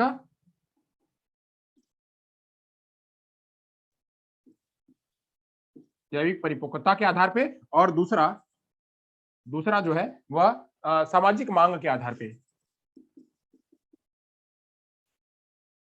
सामाजिक मांग के आधार पे। अब सामाजिक मांग के आधार पे क्या? अब बात करते हैं। पहले बच्चा बाल्यावस्था में था, तो लोग बच्चे को जो है वह कहीं भी बैठने उठने के लिए सब कुछ दे देते थे। भाई बैठो, लड़की है तो कहीं भी बैठ जाओ, उठो, लड़कों के साथ में रहो, लड़का भी है कहीं भी रहो तो कोई बात नहीं है। वहां पे वो उसका जैविक परिपक्वता उतनी नहीं थी, इसलिए उसको जो है वहां पे उतना सब सारी बातें नहीं दी जाती थी। अब बच्चा जैसे ही बड़ा हो गया, उसके आवाज में सारा कुछ परिवर्तन होने लगा। अब इसकी जो है सामाजिक चीज लिमिटेशन हो गई, और कुछ चीजें दायरा बढ़ भी गया, कुछ चीजें घट गई, कुछ चीजें बढ़ भी गई। तो कुछ चीजें घट गई, तो कुछ चीजें जब बढ़ गई, ये सामाजिक मांग भी बढ़ गई, यहाँ पे परिपक्वता भी बढ़ गई, तो क्या हुआ? अब यहाँ पे वो संघर्ष करने लगा कि पहले तो हमको इतने में हमारा काम चल जाता था, इतने में काम नहीं चल रहा, हमको इतना चाहिए तब जाकर के हमारा काम बनेगा। तो इसी में जो है बच्चा वह संघर्ष करने लगता है। संघर्ष में पॉजिटिव और निगेटिव दोनों रूप में करता है। जो मिल जाता है, मांग पूरी हो जाती है, तो जो है अच्छी तरह से आगे अपना सफर कर लेता है। जब नहीं होती है तो सफर नहीं कर पाता है, उसी को झेलने लगता है। तो इस सब के बारे में बात होगी। आगे चलते हैं, अगली बात करते हैं। अब इसी में संक्रांति के सकारात्मक और नकारात्मक परिवर्तन दोनों ही विद्यमान होते हैं, मैंने आपको बता दिया। यानी ये जो ट्रांजिशन है, ट्रांजिशन में सकारात्मक प्रभाव, सकारात्मक यानी प्लस, नकारात्मक निगेटिव, दोनों प्रभाव देखने को मिलते हैं, दोनों प्रभाव देखने को मिलते हैं।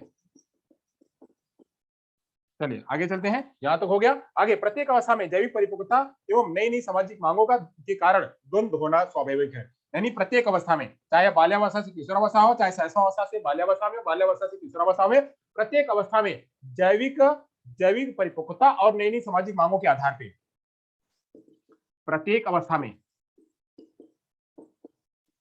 में चाहे वह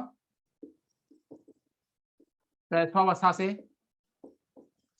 बाल्यावस्था, शैशवावस्था से बाल्यावस्था, प्रत्येक अवस्था में जैविकी परिवर्तन, जैविकी परिवर्तन या परिपक्वता कह ले, जैविकी परिपक्वता या परिवर्तन तथा मांग,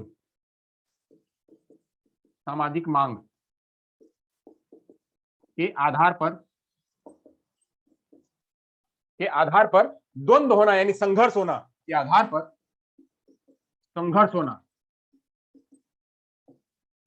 स्वाभाविक है। यानी ये होना ही है। दो लोग अगर लड़ेंगे तो वहां पे संघर्ष होगा ही, तो वहां पे एक जो है सकारात्मक प्रभाव दिखेगा या तो नकारात्मक प्रभाव दिखेगा। यदि व्यक्ति इस द्वंद्व से बाहर निकल जाता है तो उसका व्यक्तित्व स्वस्थ रूप से विकसित होगा।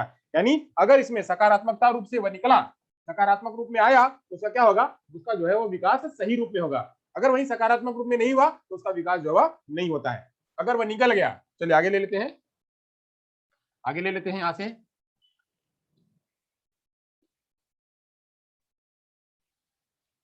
अगर संघर्ष को झेल लिया, संघर्ष को झेल लिया तो सकारात्मक परिवर्तन होगा, सकारात्मक परिवर्तन होगा। यानी उसका व्यक्तित्व जो है वह सकारात्मक रूप में विकसित होगा। अगर वह समस्या का समाधान नहीं कर पाता है, अगर वह समस्या का समाधान नहीं कर पाता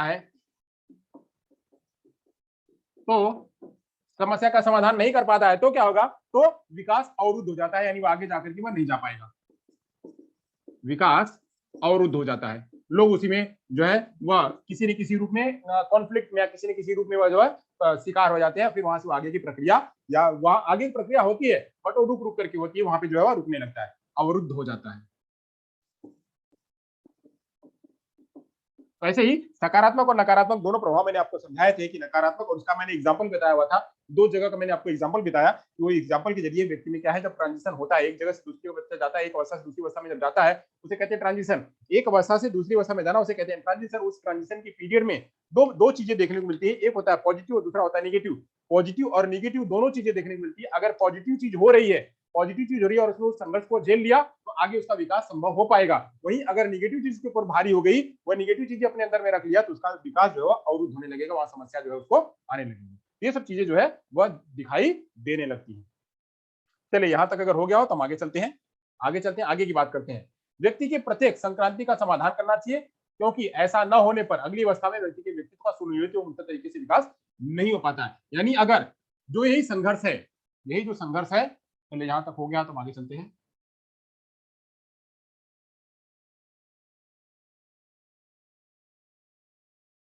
जो संघर्ष है, इस संघर्ष का समाधान कर लेना चाहिए। जो ट्रांजिशन हो रहा है, ट्रांजिशन पीरियड में संघर्ष को झेल लेना चाहिए,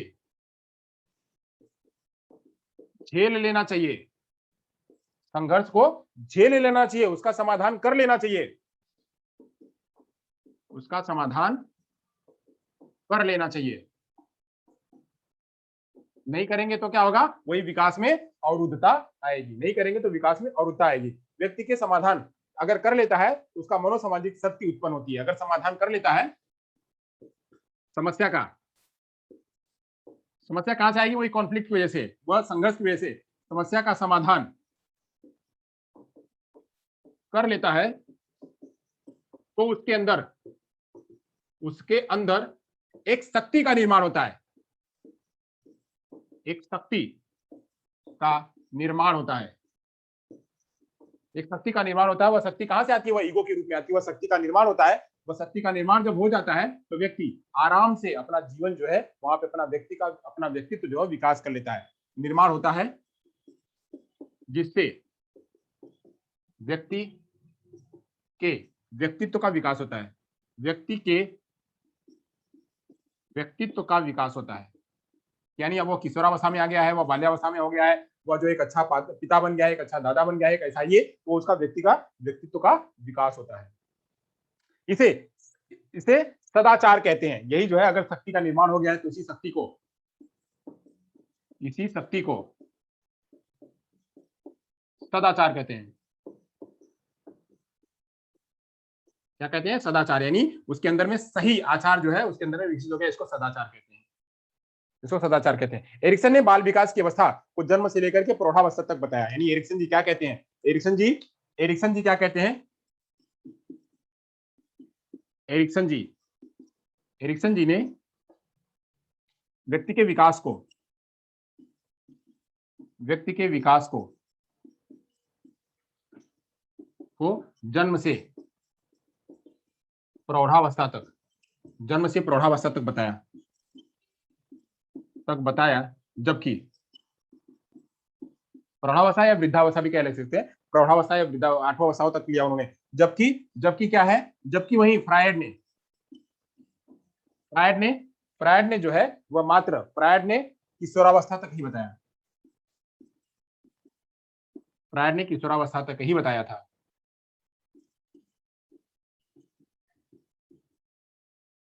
किशोरावस्था तक ही बताया था। तो ये जो है, ये पॉइंट आपको याद रखनी है। इससे भी प्रश्न कभी कभी आते हैं कि जो है व्यक्ति का विकास एरिक्सन के आधार पे कहां तक है, कब तक है, तो वो भी जो है इसका प्रश्न आता है, तो आप लोग इसकी जो है ये नोट कर लीजिएगा। चलिए आगे चलते हैं। अब बात करते हैं एरिक्सन जो है, एरिक्सन अपनी थ्योरी में 3R की बात करते हैं, 3R की बात करते हैं। मनोसामाजिक सिद्धांत के 3R जो है, वो 3R पर भी प्रश्न आते हैं। अगर ये हो गया तो आगे चलते हैं। मनोसामाजिक सिद्धांत के 3R के आधार पे जो है व्यक्ति अपना जो संघर्ष है और वो अपना विकास उन्हीं 3R आधार के पर करता है। 3R क्या है? 3R मनोसामाजिक सिद्धांत के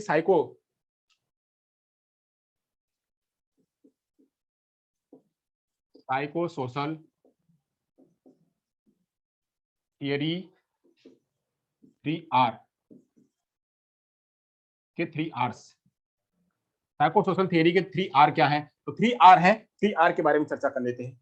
चलिए ये हो गया तो इसको मिटा देते हैं। यानी इसमें प्रौढ़ावस्था तक की बात करी गई है और जो है वह फ्रायड जी किशोरावस्था तक की बात करते हैं। 3R क्या है? तो 3R ले लेते हैं। पहला R जो है यहाँ पे है, पहला R, दूसरा R और तीसरा R, ये 3R है। तो 3R की चर्चा कर लेते हैं। पहले R में क्या बात करी जा रही है? एरिक्सन के 3R क्या है?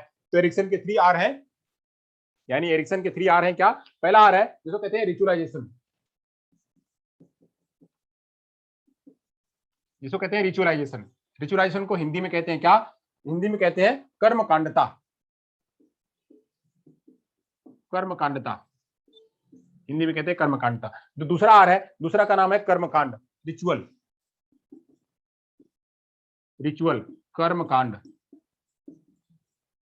कर्मकांड, एक कर्मकांडता और एक कर्मकांड है। यानी कर्मकांडता आती कहां से है? कर्मकांड के आधार पर जब वो बढ़ जाता है तो कर्मकांडता कहते हैं। वही बात है कर्मकांडतावाद, कर्मकांडवाद, रिचुअलिज्म जिसको कहते हैं कर्मकांडवाद। अभी बात कर लेते हैं ये कर्मता ये होता क्या है, इसके अंदर में बात क्या आती है, इसकी चर्चा कर लेते हैं। तो व्यक्तियों के साथ सांस्कृतिक रूप से स्वीकार किए गए तरीके या अंतःक्रिया, इसमें क्या होता है? व्यक्तियों के साथ सांस्कृतिक रूप से स्वीकार किए गए तरीके, सांस्कृतिक रूप से स्वीकार किए गए तरीके। चलिए इस पे एक एग्जांपल बताते हैं। सपोज करिए कि घर में किसी की डेथ हो गई। या कोई बच्चा पैदा हो गया। घर में कोई बच्चा पैदा हो गया, पैदा होने पर हम क्या करते हैं? वहां की हमारी संस्कृति में क्या होता है, लोग कहते हैं कि बच्चा पैदा हुआ है तो उसको उसकी छठी कराओ, उसकी बड़ी कराओ, उसका ये कराओ वो कराओ। तो छठी कराना, बड़ी कराना क्या है? ये कर्मकांडता। हमारी संस्कृति है कि ऐसी कहती है बच्चा पैदा हुआ है तो उसका ये सब कराना पड़ता है। बच्चा जब पैदा हो गया तो उसको जो है वो ये करवाना ब्राह्मणों में होता है कि बच्चों को जो है उसको जनेऊ पहनाना, ये करना, उसके कई सारे स्टेप्स होते हैं। तो कई सारे स्टेप्स क्या है? वो सारे स्टेप्स क्या है? वो संस्कृति का रूप है। तो वैसे ही उनके व्यक्तियों के साथ सांस्कृतिक रूप से स्वीकार किए गए तरीके, वह तरीके क्या कि जो बच्चे को छठी बरहवीं हुई, जो छठवीं बरहवीं कराई गई, छठी बरहवीं को स्वीकार किया गया, छठी बरहवीं जो बच्चे की छठवीं बरहवीं हुई वो छठी बरहवीं को स्वीकार किया। नहीं बच्चा जब छठी में हुआ तो तब एक उत्सव करना, जब 12 दिन का हुआ तब एक उत्सव कराना, तो छठवीं बरहवीं। वैसे ही एक आता है जब जब व्यक्ति मर जाता है तो वहां पे 10वां होता है, फिर एक 13वां होता है। तो 10वें दिन व्यक्ति जब मर जाता है तो 10वें दिन एक काम होता है, फिर 13वें दिन एक काम होता है। तो भी क्या है, वो एक रिचुअल है। व्यक्ति जब मरता है तो उसको ले जाकर के दाह संस्कार करते हैं, तो दाह संस्कार करने के लिए भी उसका एक रिचुअल होता है कि गंगा में जाकर उसका विसर्जन करना है, तो भी एक रिचुअल है। वह उस रिचुअलाइजेशन, उसको जो वो सारे संस्कृति है, जो नियम कानून है, उसको स्वीकार करना, उसको जो है स्वीकार करना, उसको कहते हैं रिचुअलाइजेशन, उसे कहते हैं रिचुअलाइजेशन। अब इन सारे स्वीकार को व्यक्ति जो है जैसे जैसे अवस्थाओं में जाता है, जैसे जैसे अवस्थाओं में जाता है, वह 8 अवस्था में, 1 अवस्था, 2 अवस्था, 3 अवस्था, 4 अवस्था, 5 अवस्था, 6 अवस्था, 7 अवस्था, 8 अवस्था, 9 8 अवस्थाओं में, इन 8 अवस्थाओं में व्यक्ति जैसे से गुजरता है, तो व्यक्ति जैसे से गुजरता है तो उस अवस्था के कुछ उस अवस्था के कुछ जो है कर्मकांडता होती है, उसकी कुछ कर्मकांडता होती है, यानी उसकी संस्कृति के कुछ रूल्स होते हैं जो कि उस व्यक्ति को स्वीकारने पड़ते हैं उस अवस्था में, फिर इस अवस्था में, फिर इस अवस्था में, हर एक अवस्था में व्यक्ति को स्वीकारने पड़ते हैं। तो पहला आर हुआ, जो कहते हैं क्या, रिचुअलाइजेशन। दूसरा आर में क्या कहते हैं, दूसरे आर में कहते हैं कर्मकांड। वयस्क लोगों के समूह द्वारा आवृत्ति स्वरूप में मुख्य घटनाओं को दिखाने के लिए किए गए कार्य, यानी क्या, रिचुअल। रिचुअल में क्या हुआ, दिखाए गए कार्य व्यक्तियों द्वारा व्यक्तियों द्वारा व्यक्तियों द्वारा समूह समूह व्यक्तियों द्वारा समूह में मुख्य घटनाओं मुख्य घटनाओं मुख्य घटनाओं को दिखाने के लिए मुख्य घटनाओं को दिखाने के लिए मुख्य घटनाओं को दिखाने के लिए किए गए कार्य। अब इसको तो स्वीकार किया, यहाँ पे तो जो घटनाएं थी, ये घटनाएं क्या, वो छठवीं, यहाँ पे यही छठवीं है, छठवीं है, 12वीं है, 13वीं है, लोग कहते हैं कि 10वीं है, घाट या फिर जनेऊ पहनाना, जनेऊ पहनाना, ये सब क्या है, ये सब रिचुअल है, ये सब रिचुअल है, ये यही क्या है, ये किए गए कार्य है। छठवीं करना, 12वीं करना, 13वीं करना, 10वीं करना, इनको करना, ये रिचुअल से इनको करा जा रहा है। यहाँ पे स्वीकार किया गया, इसको स्वीकार किया, ऊपर स्वीकार कर रहे हैं, यहाँ पे कर रहे हैं, यहाँ पे स्वीकार कर रहे हैं, यहाँ पे कर रहे हैं। तो ये जो है स्वीकार करना, यहाँ पे इसी को बात को करना है। तो व्यक्ति जैसे जैसे बड़ा होता है वैसे वैसे जो चीजें दिखाई पड़ती हैं, उन चीजों को व्यक्ति क्या करता है, स्वीकार करता है। अब इसमें बहुत सारी बातें हैं, जब आगे पढ़ेंगे तो आएगा। मैं आपको समझाने के लिए बात कर रहा हूँ कि क्या रिचुअलाइजेशन है और क्या रिचुअल है। उसके बाद कर्मकांड क्या, उसी बात कर लेते हैं।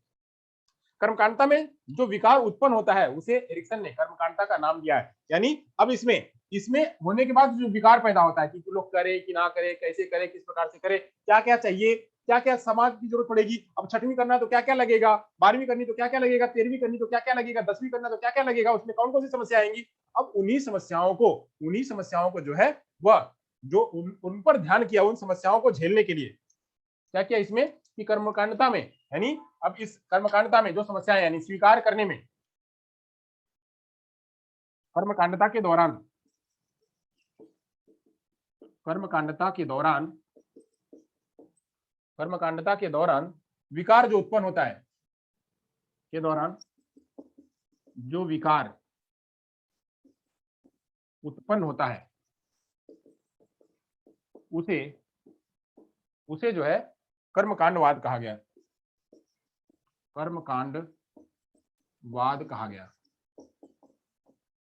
यानी अब यहाँ पे स्वीकार करने के लिए, यहाँ जब लोग कह रहे हैं कि स्वीकार करना है, अब स्वीकार करने के तहत जो है कैसे करेंगे, किस प्रकार से करेंगे, होगा कि नहीं होगा, यार नहीं होगा, हमसे नहीं होगा, ये नहीं कर पाएंगे, ये सब जरूरत क्या है, ये सब बहुत पुराने की रीत है, अब नहीं करना है। ये सब चीजों को जो विकार पैदा हो रहा है, उसी विकार को कहते हैं क्या, ये रिचुअलिज्म कहते हैं, कर्मकांडवाद कहते हैं। इसी में प्राणी अपने ऊपर ध्यान केंद्रित करता है, यानी यहाँ पे जो है वो ध्यान केंद्रित करता है कि हमको करना चाहिए, यह जरूरी है करना, यहाँ पे जो है व्यक्ति ध्यान केंद्रित करता है। तो ध्यान केंद्रित करने को क्या कहते हैं, कर्मकांडतावाद। तो ऐसे ही ये 3 प्रकार के, आपको बस इतना ही जानना है, इसमें 3 चीजें होती हैं, रिचुअलाइजेशन कर्मकांडता होती है, कर्मकांड होता है और कर्मकांडवाद होता है। ये 3 आर जो है इनके एरिक एरिक्सन में आता है, ये पूछा जाता है, बस आपको इतना ही जानना है। इसके इतने आप बस इतना समझिएगा, सबसे पहले तो कर्मकांड को समझिएगा।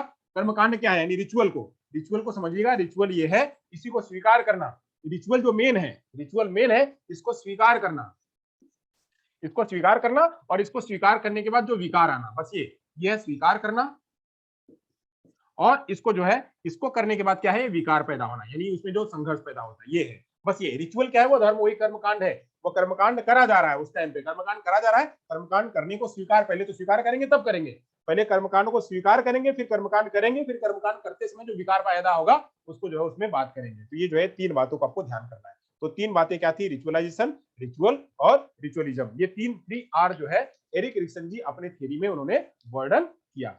चलिए अब आगे चलते हैं, आगे की बात करते हैं। अब बात करते हैं जो है मनोसामाजिक सिद्धांत की अवस्थाओं का विभाजन। मनोसामाजिक संस्थान का जो अवस्था है, उस अवस्थाओं का विभाजन जो उन्होंने किया।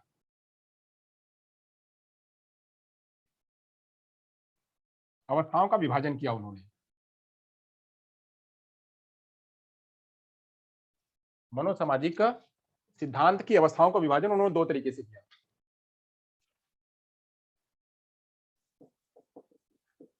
मनोसामाजिक सिद्धांत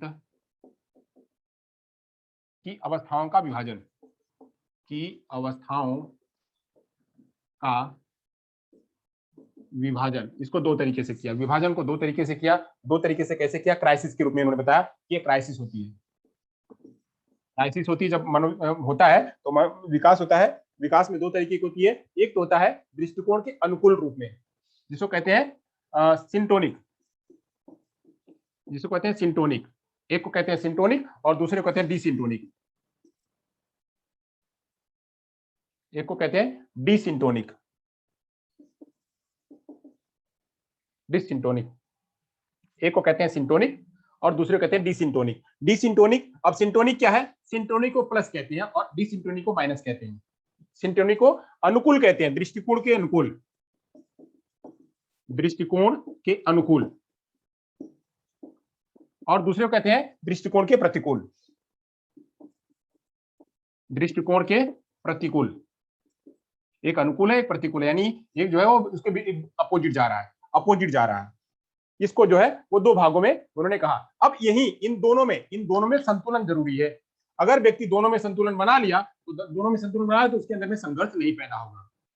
अगर अनुकूल और प्रतिकूलता दोनों में उसने संघर्ष बना लिया, यानी समन्वय, संतुलन बना लिया, तो जो है उसके अंदर में कोई प्रकार का जो है वो तकलीफ नहीं होगी। सफल विकास के लिए, सफल विकास के लिए, सफल विकास के लिए दोनों प्रवृत्तियों में, दोनों प्रवृत्तियों में संतुलन जरूरी है, संतुलन जरूरी है। चलिए यहां तक हो गया। यानी जब मनोसामाजिक विकास होता है जो वही 8 चरण, एक चरण, दूसरा, तीसरा, चौथा, पांचवा, छठवां, इसमें कुछ अवस्थाएं आएंगी, जैसे trust versus mistrust. Trust versus mistrust, जब ट्रस्ट वर्सेस मिसट्रस्ट आएगा, यानी विश्वास बनाम अविश्वास, विश्वास भी पैदा होगा और अविश्वास भी पैदा होगा। विश्वास क्या होगा, अनुकूल होगा, और अविश्वास क्या होगा, प्रतिकूल होगा। यानी उसी व्यक्ति में किसी बच्चे को विश्वास भी हो रहा है और अविश्वास भी हो रहा है। विश्वास क्या होगा तो प्लस होगा, अविश्वास क्या होगा वह माइनस होगा, वह प्रतिकूल होगा, और ये अनुकूल होगा, वह सकारात्मक रूप में चलेगा और नकारात्मक रूप में चलेगा। ये 2 तरीके से सिद्धांत की अवस्थाएं जो है 2 तरीके से विभाजित होती है। आगे जाकर के 2 तरीके से विभाजित होती है, तो हम अब उस पर चर्चा करेंगे। ये आपने जान लिया कि 2 तरीके से विभाजित हुई है। इन सब बातों पर प्रश्न आते हैं। मैं इसीलिए एक एक चीज को आपको बाकायदा टर्मिनोलॉजी के आधार पर मैं समझा रहा हूँ। ये कहीं मिलता नहीं है, कहीं नहीं मिलता है, कोई नहीं समझाता है। इतनी सारी बातें, इतने सारे पॉइंट्स कोई बताता नहीं आपको। तो क्राइसिस जो है वो 2 रूप में मिलती है, 2 रूप में दिखाई पड़ती है। जैसे अब मैं आगे बताऊंगा आपको, तो आगे आपको समझ में आएगा। वह विकास की अवस्थाएं।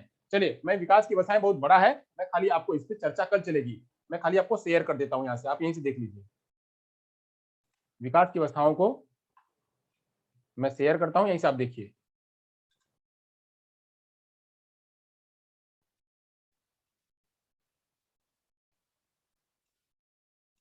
चलिए, तो एरिक एरिक्सन के बारे में बात हो गई थी, उनके जो है प्रवृत्तियों के बारे में चर्चा हो गई, और उनके सिद्धांत के बारे में चर्चा हो गया, ये सब चर्चा हो गया था। उनकी प्रकृति हो गया, ये सब कुछ चर्चाएं हो चुकी थी। नकारात्मक, सकारात्मक, ये एरिक्सन के 3R, कर्मकांड था, कर्मकांड और कर्मकांडवाद, ये हो गया।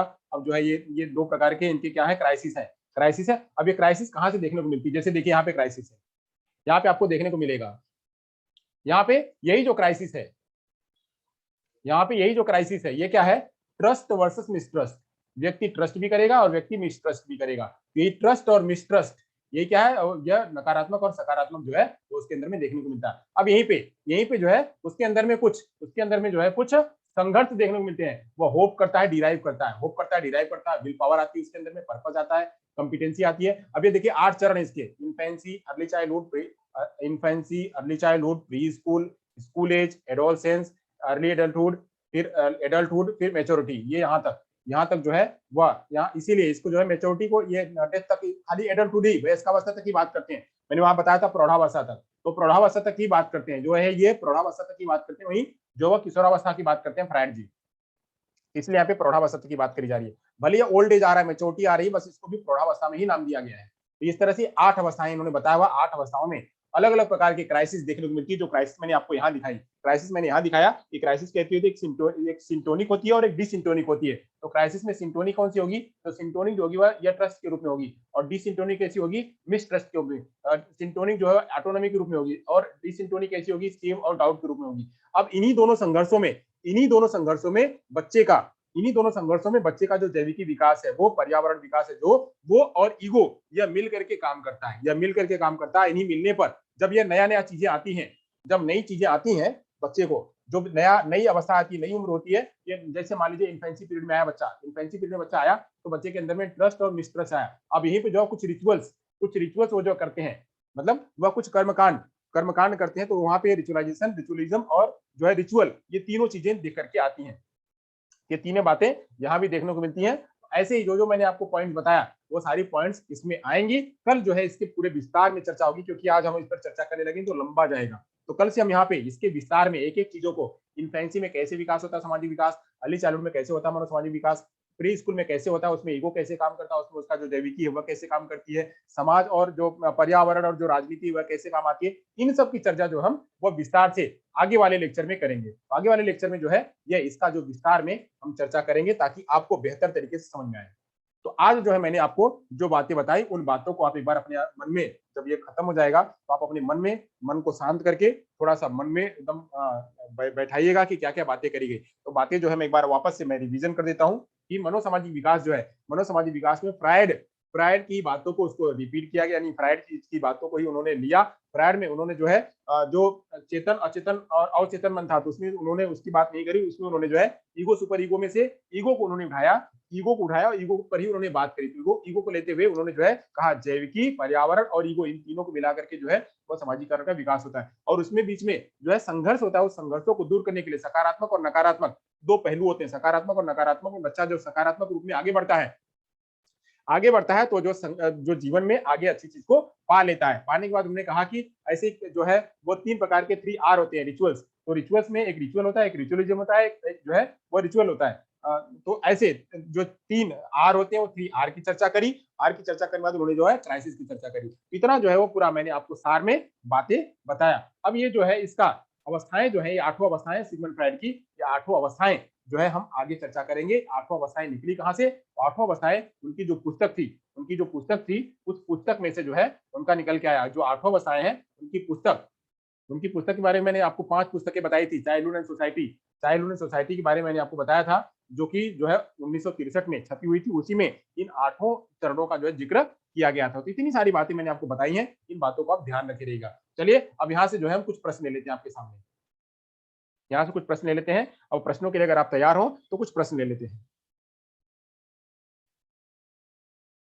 बाकी की जो अवस्थाएं हैं, उन अवस्थाओं की चर्चा जो है यहीं से, इसके आगे की चर्चा जो है हम कल करेंगे। कल थोड़ा सा रिवीजन कर लेंगे और फिर आगे बढ़ेंगे। चलिए, तो रेडी हैं सभी लोग? चलिए, तो पहला प्रश्न आपकी स्क्रीन पे कुछ इस तरह से, पहला प्रश्न आपकी स्क्रीन पे कुछ इस तरह से। हाँ, पहला प्रश्न है, एरिक्सन के अनुसार निम्न में से कौन सा कथन सत्य नहीं है? एरिक्सन के अनुसार निम्न में से कौन सा कथन सत्य नहीं है? कथन है कुछ इस तरह से, व्यक्तित्व के विकास के लिए सामाजिक कारकों के महत्व पर, व्यक्तित्व के विकास के लिए सामाजिक कारकों के महत्व पर जोर दिया। यानी व्यक्तित्व के विकास के लिए उन्होंने सामाजिक कारकों पर महत्व दिया। व्यक्तित्व के विकास की अवस्था के सकारात्मक और नकारात्मक परिणाम के संभव बताए। जीवन के मुख्य उद्देश्य अपनी मूल पहचान बनाने में लगे रहना बताया। जीवन की महानता का कारण उनका वंशानुक्रम है। इसमें कौन सा सही है? इसमें से कौन सा सही है? जवाब दीजिए। व्यक्तित्व के विकास के लिए सामाजिक कारकों पर महत्व दिया, सकारात्मक नकारात्मक पर भी महत्व दिया, जीवन के मूल उद्देश्यों की मूल पहचान बनाने में लगे रहना, ये भी बताया। साथ साथ में उन्होंने बताया कि व्यक्तित्व की महानता का कारण उनका वंशानुक्रम है। क्या है इसका सही जवाब? इसका सही जवाब क्या है? इसका सही जवाब क्या है? इसका सही जवाब क्या है? सही जवाब, सही जवाब, सही बात है। इसका सही जवाब है वो जो 4 है। चौथा जवाब है यहाँ पे वंशानुक्रम। व्यक्ति की महानता वंशानुक्रम के कारण नहीं होती है। व्यक्ति की महानता वो अपनी मूल पहचान बनाने में लगा रहता है हमेशा।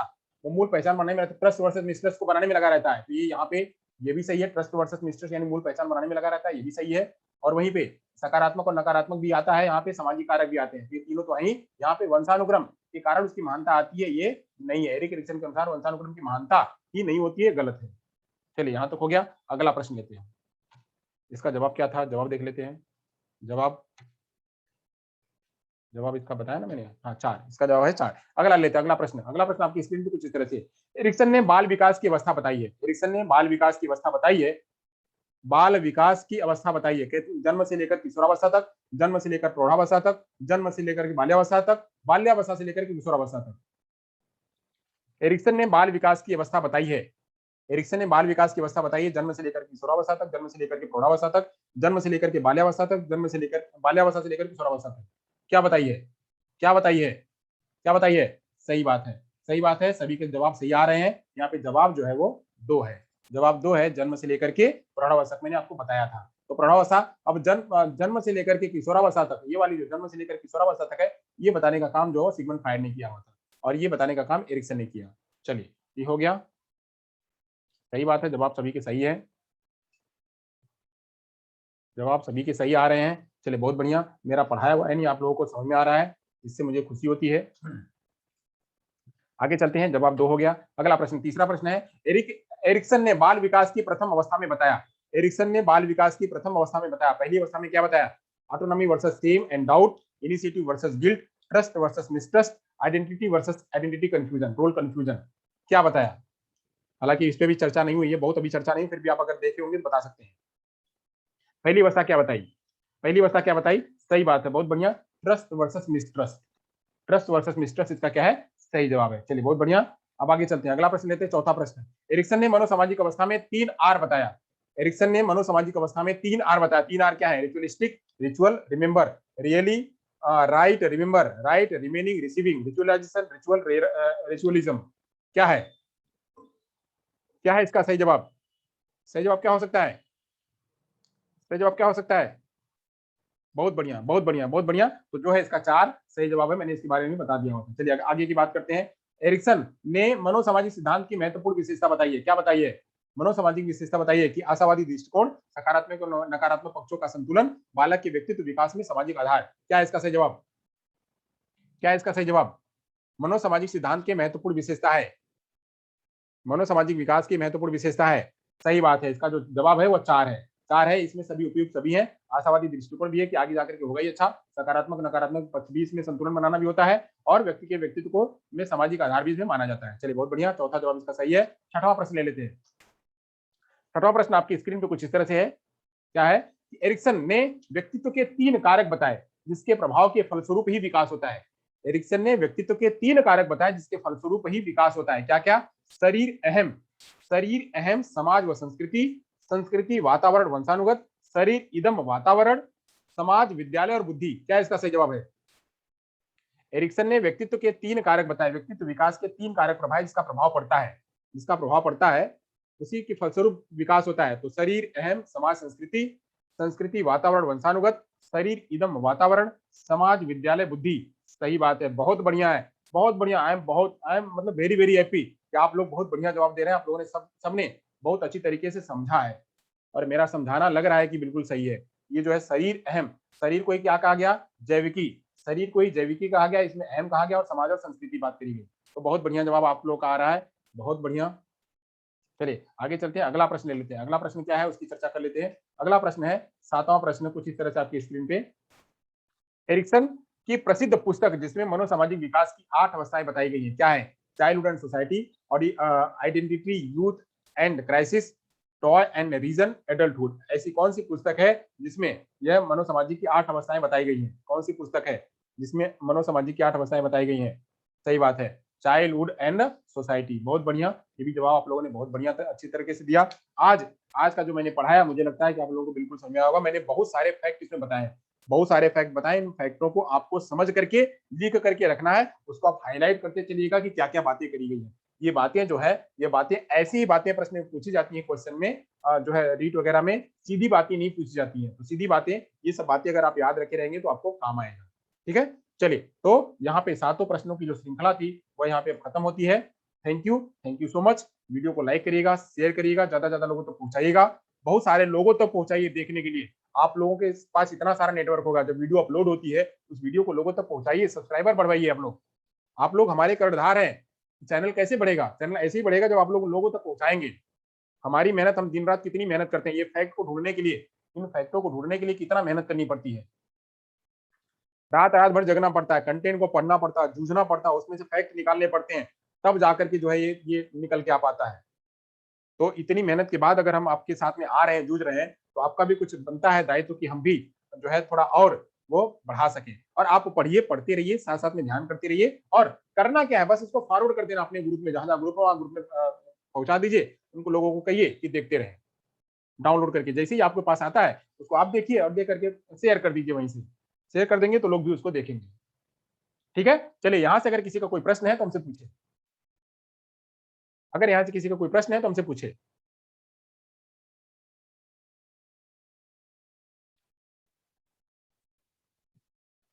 माइक ऑन है, माइक ऑन करके पूछिए।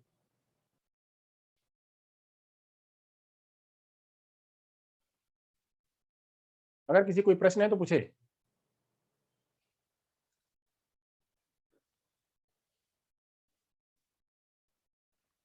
किसी कोई प्रश्न नहीं है? हिमाली जानी,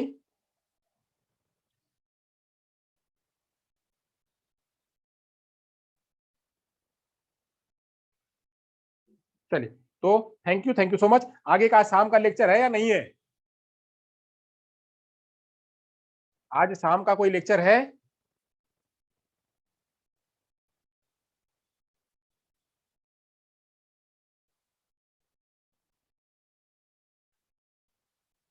आज शाम का लेक्चर रखना है नहीं रखना है, बताइए।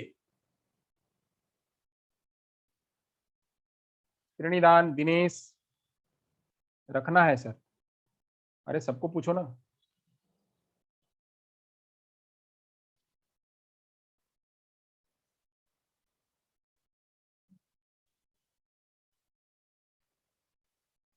टूना,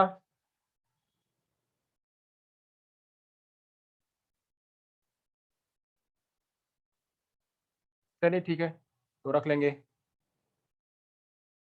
ठीक है, तो मिलते हैं शाम को 5 बजे। हाँ, ये मिलते हैं। आज का जो ग्रामर का पार्ट है उसका डिसऑर्डर की बात कर लेंगे। चलिए, थैंक यू सो मच।